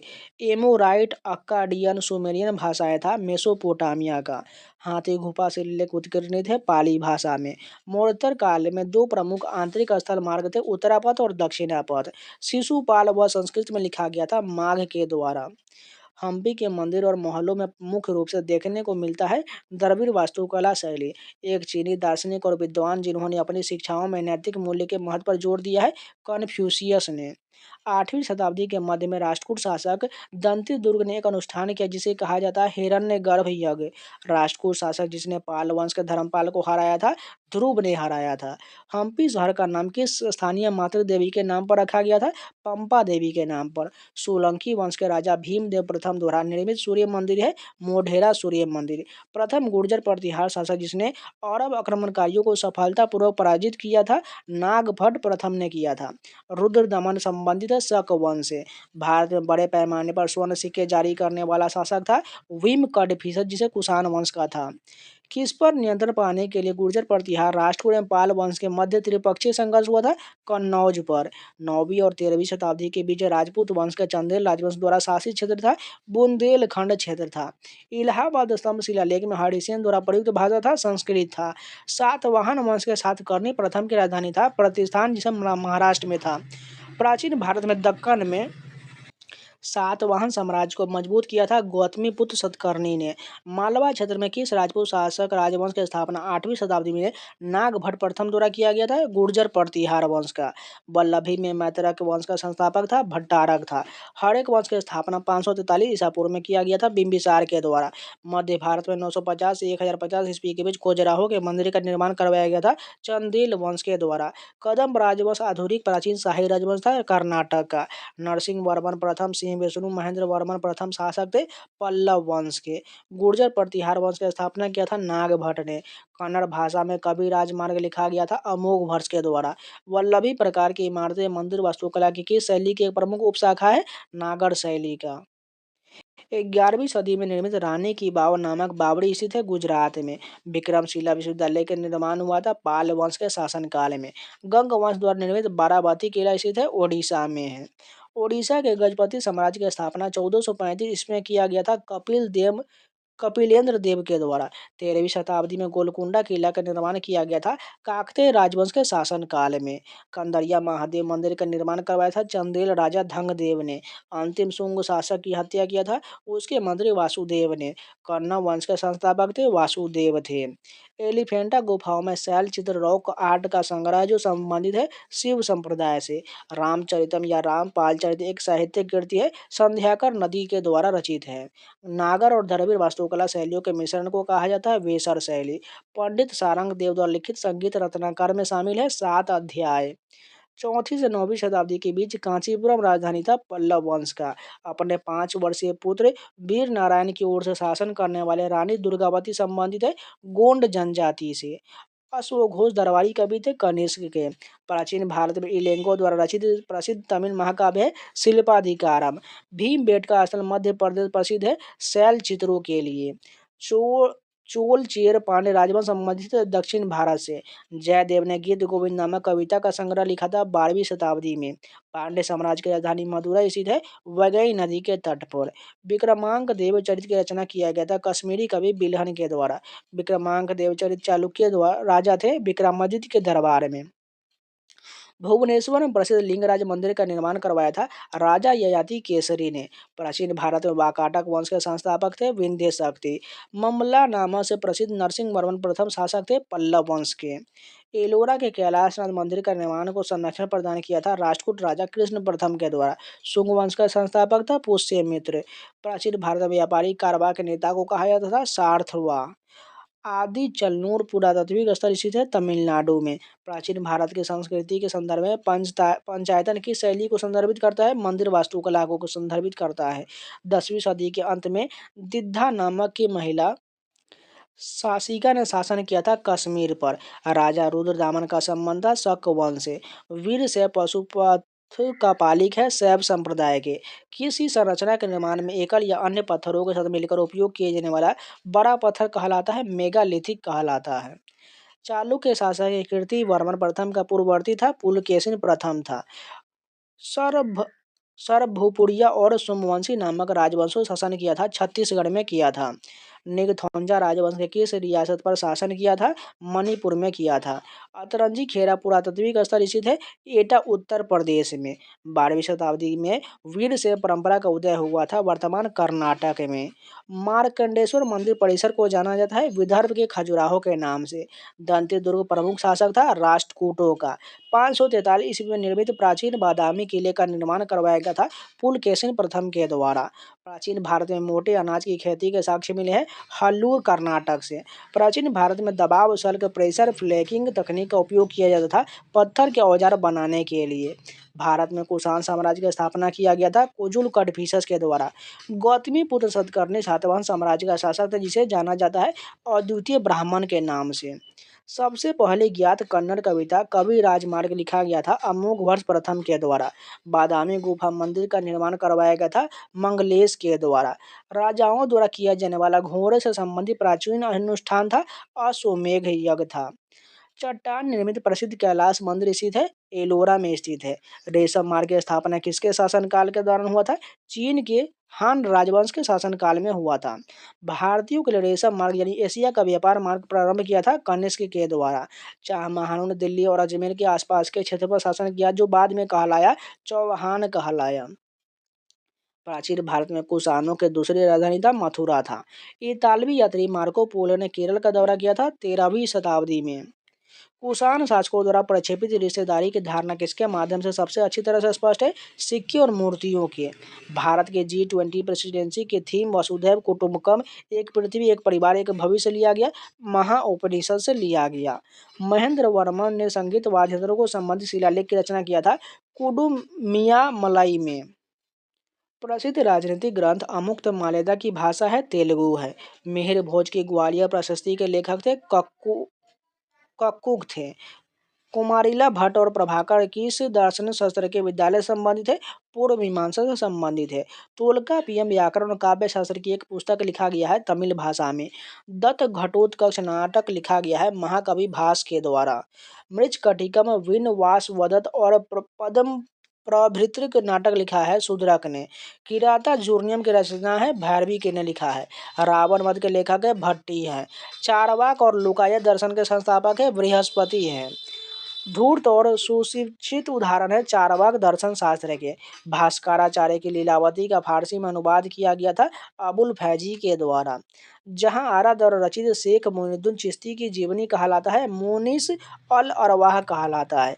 वह शासक जिसने मेट्रोनोमिक्स माँ से प्राप्त नाम के माध्यम से पहचान के उनका नाम है सातवाहन है। कल निधि एल्गोरिथ्म के गणितीय शास्त्र के नामकरण का श्रेय दिया जाता है अरब वैज्ञानिक अल ख्वारिज्मी को दिया जाता है। कुषाण शासकों की मूर्ति किस शहर के निकट मिला है? मथुरा उत्तर प्रदेश के समीप मिला है। चरक संहिता की उत्पत्ति हुआ था 3री से 2री शताब्दी ईसा पूर्व में। हास्य आयुर्वेद के रचयिता है पाल काव्य है। कैलाशनाथ मंदिर का निर्माण पल्लव राजवंश द्वारा किया गया तमिलनाडु में। भारतीय पुरातत्व के जनक है अलेक्जेंडर कनिंघम। भारत में प्रथम पुरातात्विक उपकरण की खोज करने वाले रॉबर्ट ब्रूस फूटे एक भूवैज्ञानिक थे। महाभाष्य का विषय है व्याकरण से। मनुस्मृति के टीकाकार थे मेधा तिथि थे। मनुस्मृति में सरस्वती और दृष्टद्वती के बीच के क्षेत्र को कहा गया है ब्रह्मवर्त कहा गया है। वह संप्रदाय जो नियति के स्थायी प्रकृति में विश्वास करता था आजीवक करता था। आजीवक संप्रदाय के संस्थापक मखली गोसाल थे। सप्तवर्णी गुफा स्थित है राजगृह में। सांख्य दर्शन का प्रतिपादन किया था कपिल ने। योग दर्शन के प्रवर्तक है पतंजलि। न्याय दर्शन के संस्थापक थे गौतम। मीमांसा दर्शन के प्रवर्तक थे जैमिनी। अपूर्व का सिद्धांत संबंधित है मीमांसा से। आदि शंकर जिन्हें बाद में शंकराचार्य के नाम से जाना गया उसका नाम हुआ था केरल में। वह संत जिन्होंने अद्वैत वेदांत के दर्शन का प्रतिपादन किया है शंकराचार्य ने।